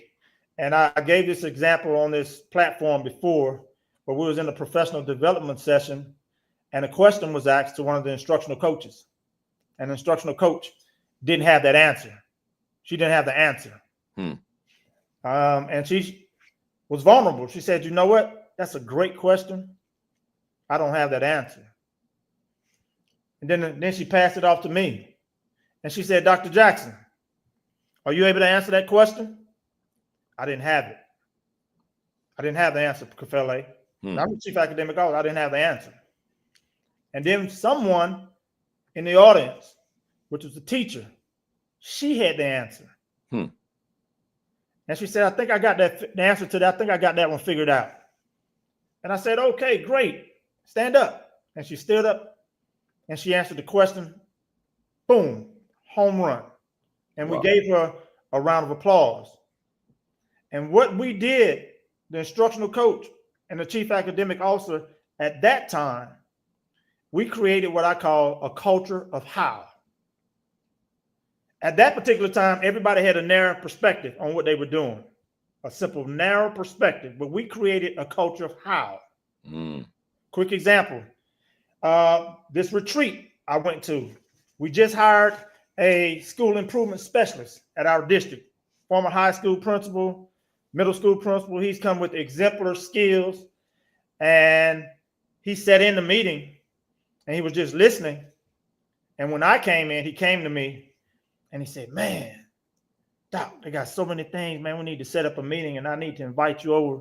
There's so many things we can actually do a little different, but I'm new and I don't want to jump in and I don't want to tell everybody what to do or make it seem like see, he had a narrow perspective.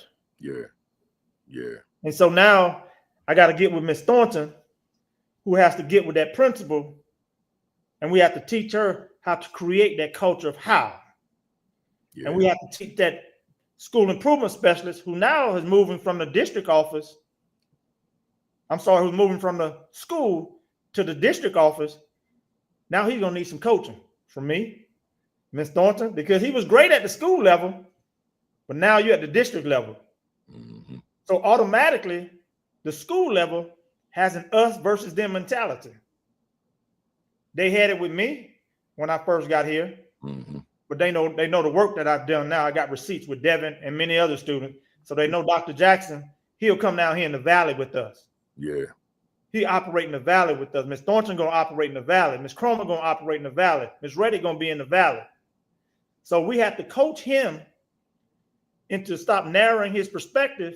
And if you see something that's wrong, don't let the ship sink. Mm-hmm. Don't let the ship sink.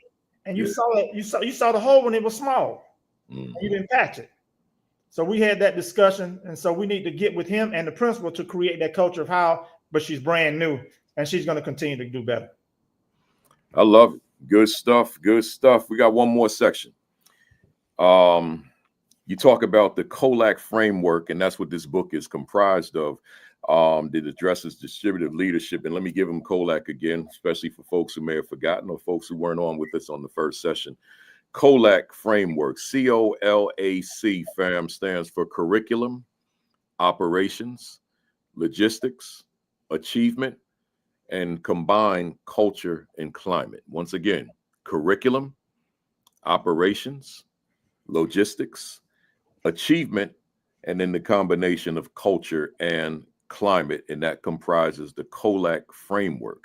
So you say the COLAC framework maximizes efficiency by applying the following principles when executing distributive leadership. And I want to read that again because I don't have it on the screen. So I want to, everybody can't process auditorily like that. So once again, you say that the COLAC framework, again, curriculum, operations, logistics, achievement, and culture, climate combined. The COLAC framework maximizes efficiency by applying the following principles when executing distributive leadership.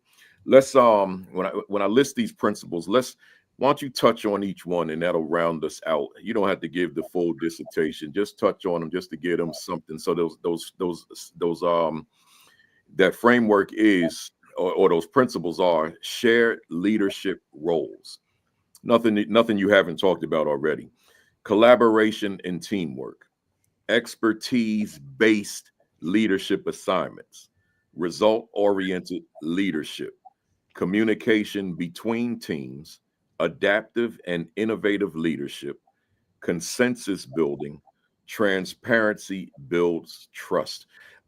We probably don't have to go through each one because you've touched on a lot of these, but let me go to this third one. Expertise-based leadership assignments. What are you saying with that one? Kafele, there are three different phases, and our new principal, she's on phase number 2. First, there's a huge SWOT analysis that actually must be done with the principal, the assistant principal, maybe the dean of students, and maybe the instructional coach for that particular bit. We all have to set this framework up on how we're going to roll this out. Number one, you have to identify those experts at the school in each one of those areas. The principal wouldn't know that. She has a new assistant principal. She wouldn't know that. So you all have to get together and brainstorm. Of course, you got to do your mission and your vision. You got to have all of that set up for the year. And you got to look at the test scores and all that. All that stuff is over here in the cognitive domain. But you have to have that meeting first. And how are you going to roll out this particular system? And once those individuals are identified, now you have the retreat. Now, if you're going to implement this COLAC system, now you're going to touch on all of these points because now you have these experts in their particular area. You have your curriculum people over here, your operational logistics people over here. You have your achievement people, and you have your culture and climate people. I was at this particular meeting at this leadership retreat, and she had maybe about 6 people at each one of these areas. And they talked about everything that happened last year. They did the stop, start, and continue. What do we need to stop? What do we need to start doing? And what do we need to continue doing? And they wrote those out. They wrote those out. And then guess what they did, which was so beautiful? They rotated.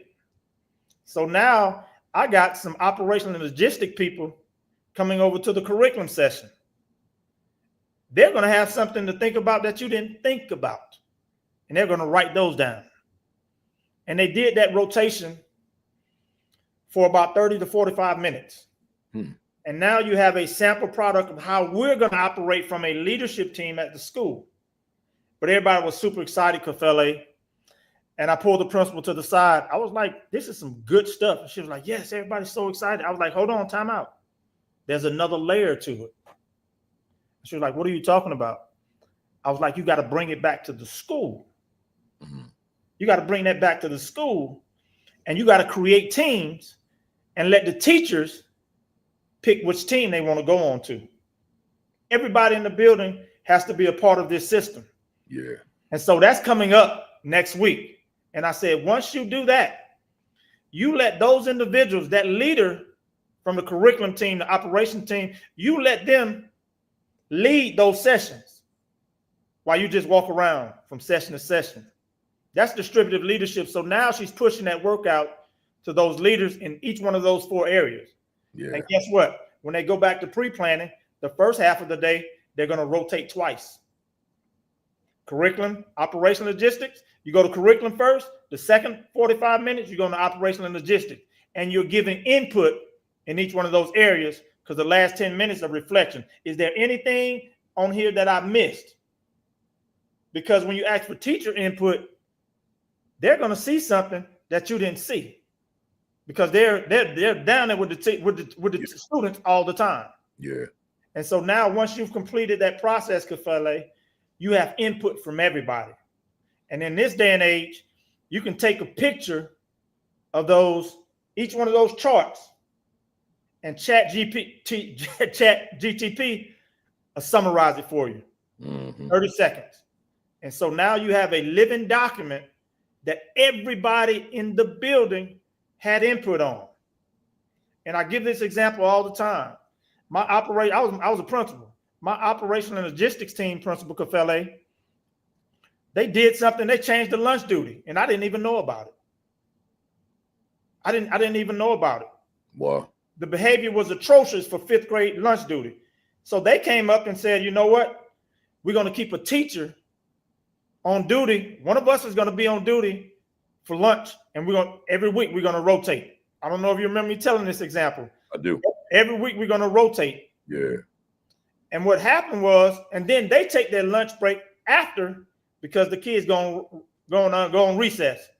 And so my instructional coach will go outside and watch the kids while that teacher go to lunch.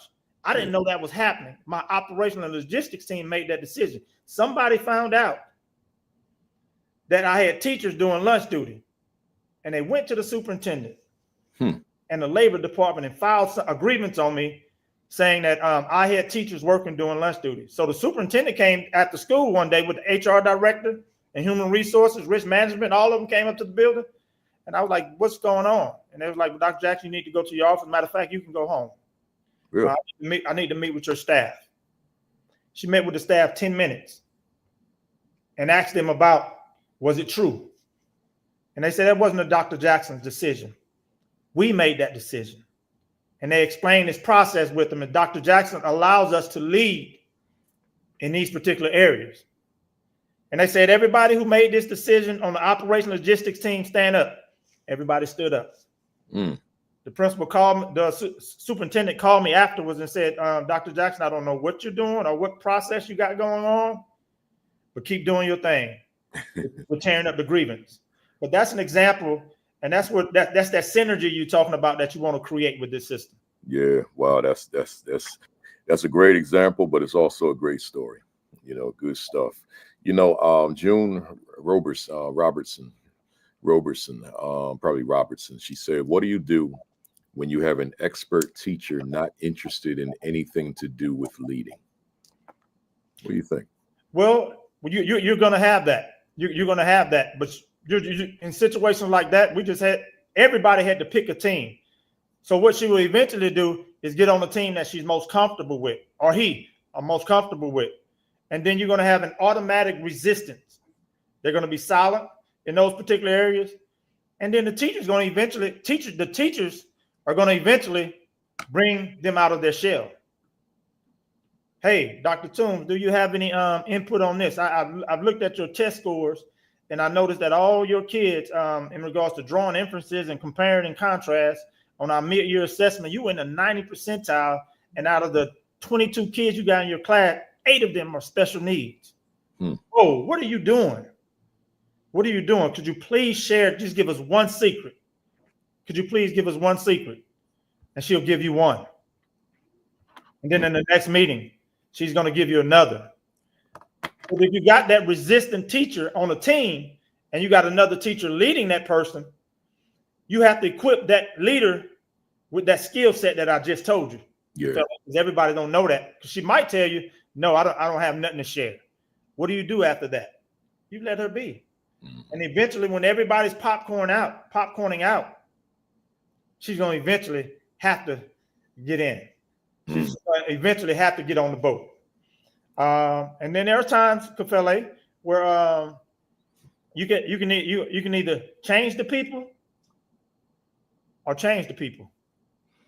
Sometimes you have to be a travel agent. Yeah, you had to do that before. Some people, absolutely. That mean they weren't bad, but you're not good right here. This spot right here may not be for you. That's right. You might be better at that school.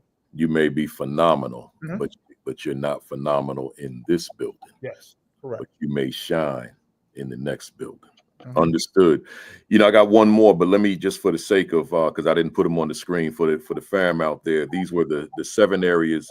COLAC framework maximizes efficiency by applying the following 7 principles when executing distributive leadership. So those 7 principles, again, fam, were shared leadership roles, collaboration and teamwork, expertise-based leadership assignments, result-oriented leadership, communication between teams, adaptive and innovative leadership, consensus building, and transparency builds trust. So I just wanted to ask you about one more of these, and that would be consensus building.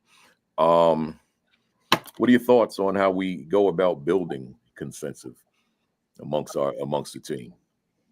This is a gradual thing, Kafele, and I'm going back to that GSD team that I'm speaking to you about.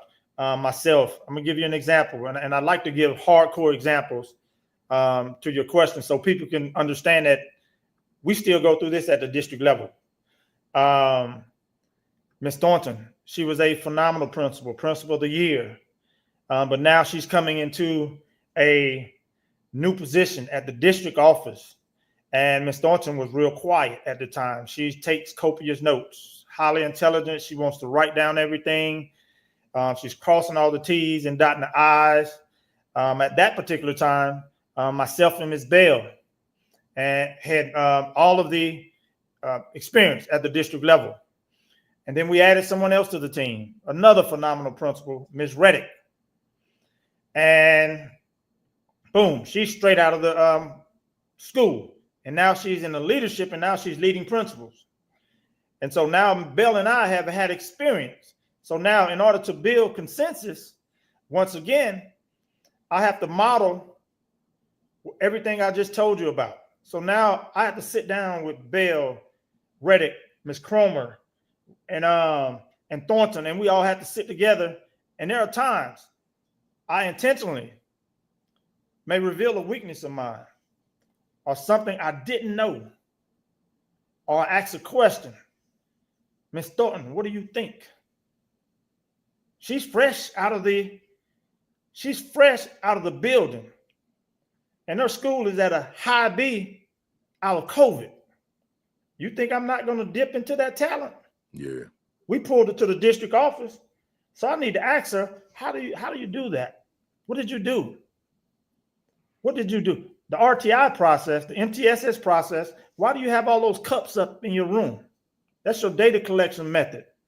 So when I created that culture of how with her by leaning on her expertise, Ms. Reddick, the cell phone ban that's going on in the state of Texas right now, which is about to cause some havoc. Well, Ms. Reddick did that 4 years ago at the 9th grade campus. I couldn't use my phone in her building. I walked in the office, I was using one. Excuse me, Dr. Jackson. You can't utilize the phone. You can go in my office and use your cell phone or the conference room, but you can't use it in the building. Wow. So now building consensus, I have to lean on Ms. Wright and I have to lean on Ms. Reddick because I'm responsible for implementing this district-wide now. So what did you do? How did you do that? What were some of the obstacles? So now I'm building that culture of how, and I'm building that consensus piece. But that took some time because Ms. Thornton and Ms. Reddick were new to the team several years ago. So they came in and they were learning. What's going on at this district table? Whoa, y'all going back and forth? Y'all arguing? Y'all, whoa, let me sit back. And y'all having all these philosophical debates? This is what y'all do at the district office? Woo, hold on. Let me learn when to say something and when not to say something. And now they're gone. They're full throttle. And now they participate. I don't think that's going to work. And here's why. But we had to build that consensus. Yeah. Well, that's something that just don't come like that. No, it takes. You have to build that. That's building some trust, Mm-hmm. right? That's taking time and making it happen over time. So that's good stuff. And of course, you've got all the other principles, but they're here, folks.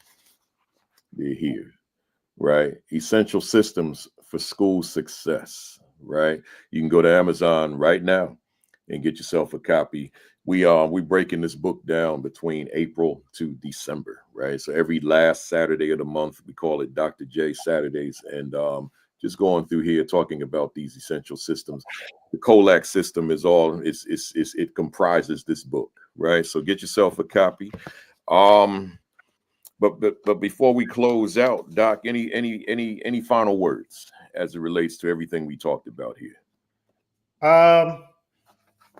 The book was great. We talked about some great things in regards to distributive leadership. Remember Devin. Yeah. Remember Devin. And as Rita Person always actually stated, our kids are one caring adult from reaching that full level. I know it can get tough at the high school when you got 2,200 students, but listen to what Devin said. Devin said, Ms. Jett understood me. We didn't have a lot of conversations. Ms. Jett knew that I wasn't operating as the normal child. She knew I had some issues. And Ms. Jett, that principal, was the one that gave me one of those magical phone calls.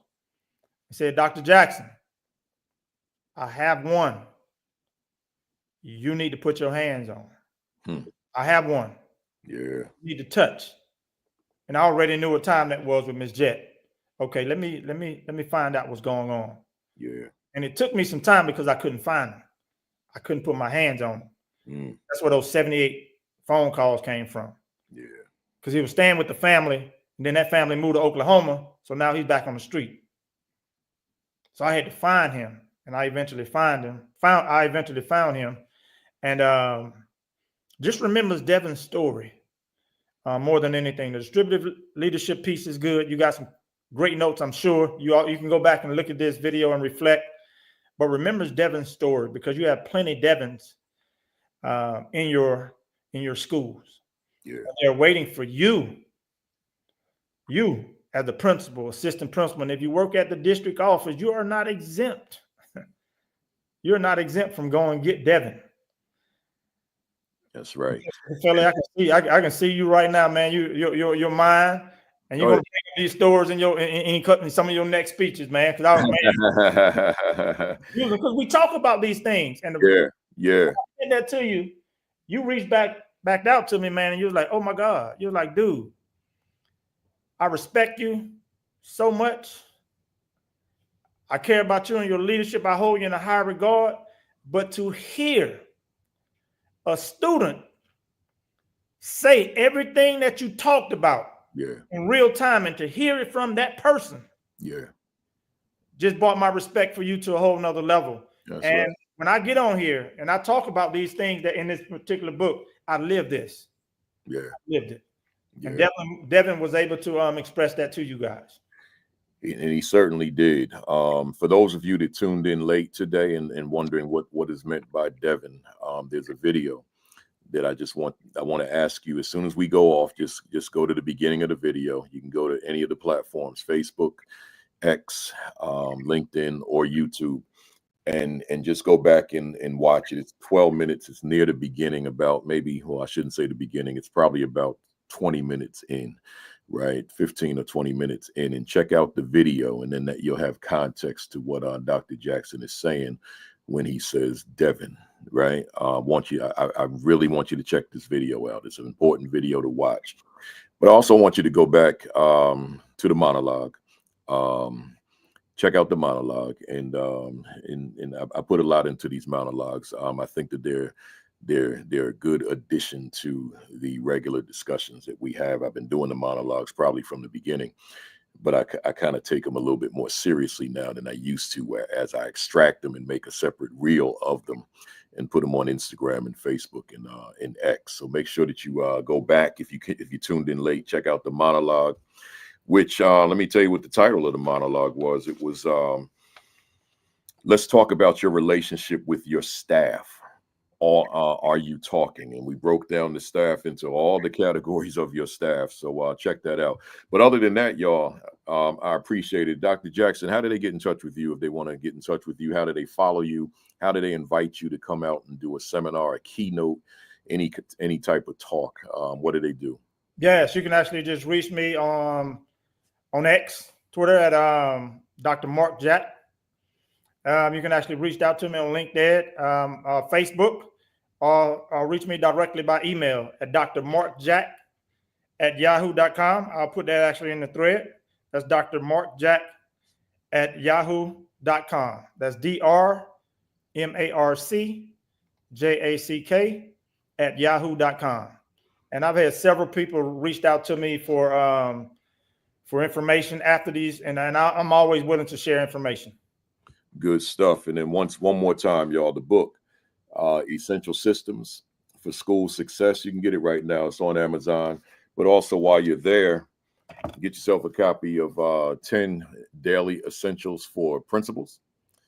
And then while you're there, get yourself a copy of 10 Daily Essentials for Assistant Principals. So you got these two books. And then he's got other books as well on Amazon. So you can just put his name in, Marcus Jackson, and all those books will come up. All right, folks. So let me close this out. Stay there, Doc. Appreciate y'all being here always. Another great session, week number 274 consecutively, right? So join me next week for week number 275. I'm going solo. It'll be the first day of the month. I can't believe August is here, but it will be here Friday. But first day of the month, it will be entitled, here it is. Let's talk about your blueprint for the new school year. You'll recall my last solo, I gave you an assignment. I said, compile, and those of you who weren't with me, I'm giving it to you now. Compile a list of your wins, losses, and areas where you need to make a pivot from last school year, right? That's the assignment, because I need you to do the assignment in order for this blueprint I'm going to share with you to make sense next week. So I'll be going PowerPoint style next week. So again, compile a list of your wins, your losses, and areas where you just need to make a pivot going into the new school year. Again, the topic, let's talk about your blueprint for the new school year. So that's going to be next Saturday, 10:55. But before you get to me, 10 o'clock, Facebook Live, Eastern Time, Sean Hurt, followed by Create and Educate with Dr. Sheikah Houston and Dr. Tammy Taylor at 10:30. Then the AP and New Principals Academy. And then finally, the PGP podcast with Josh Tovar and Dr. Madi Moreno on Sunday at 5 o'clock Eastern Time. And while you're on Amazon getting Dr. Jackson's book, let's not forget my book, my newest book. What is my value instructionally to the teachers I supervise?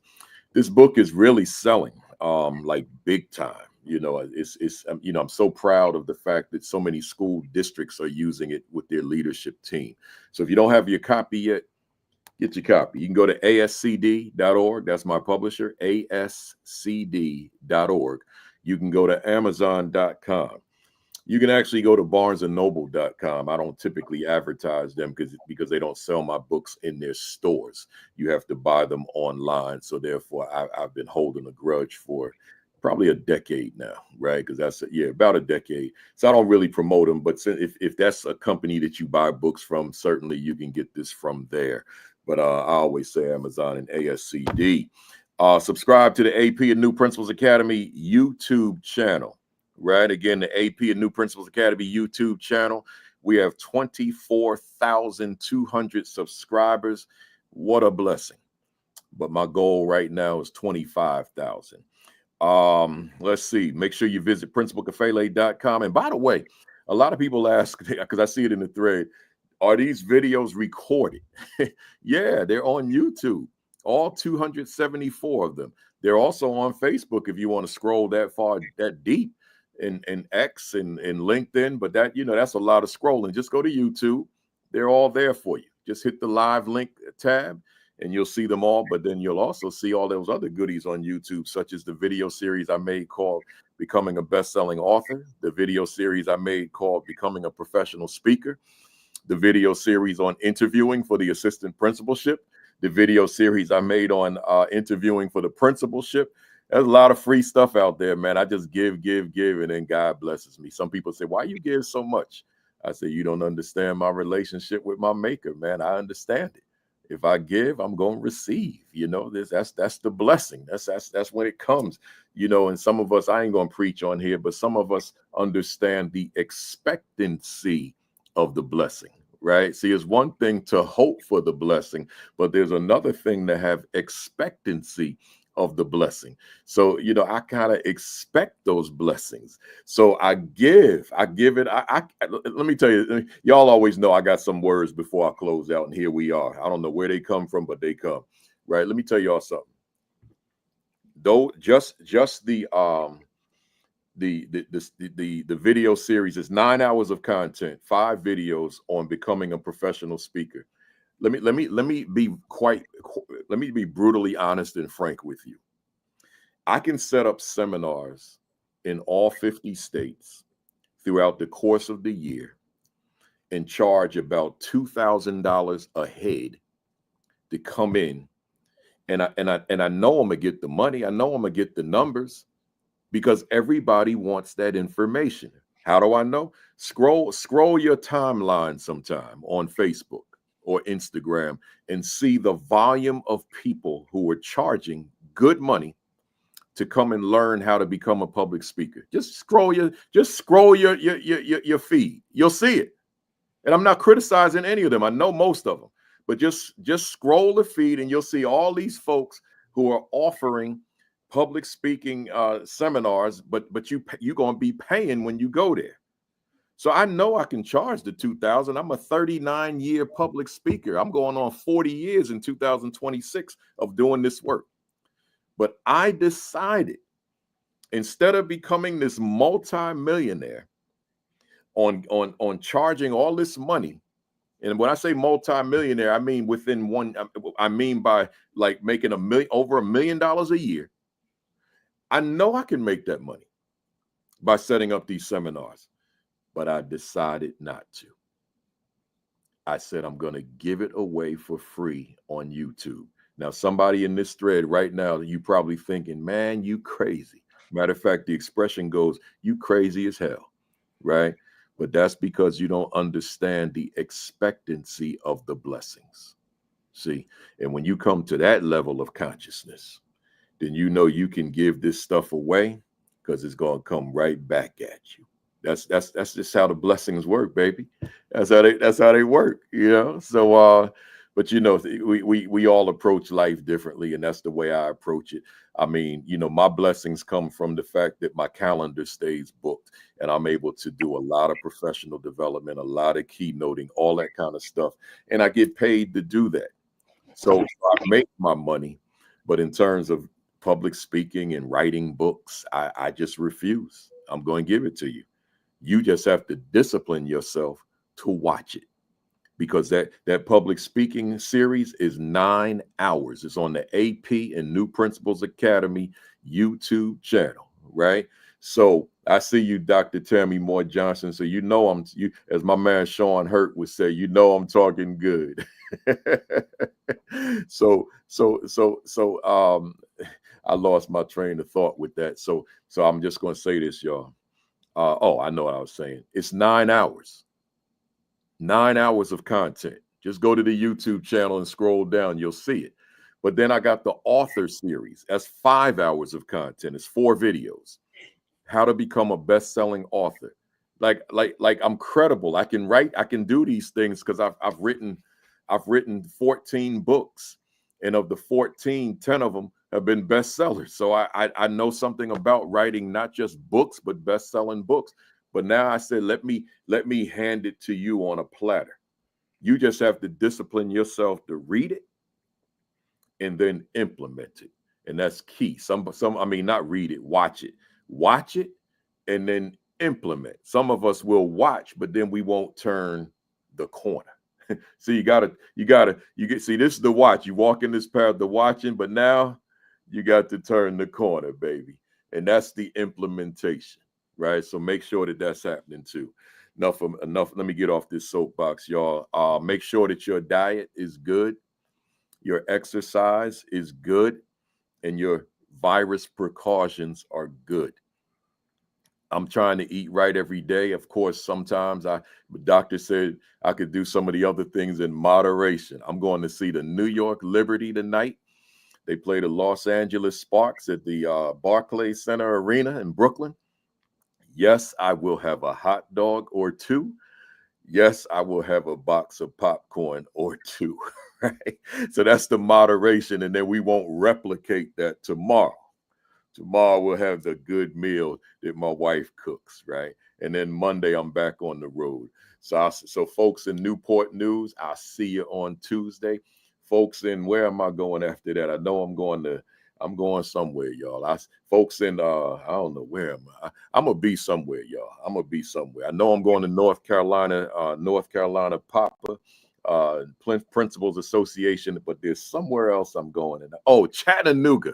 I'll see y'all in Chattanooga, Tennessee on August 1st. So I got a nice week lined up. So I'll see y'all out there. Other than that, y'all have a great week. Have an extraordinary week. Have your best week ever. Peace. Peace. Thumbs up. Cock that fist all the way back. Count to 3. 1, 2, 3. Bam! Woo! I'll see y'all next Saturday, Solo Saturday, week 275. Make this week a great one.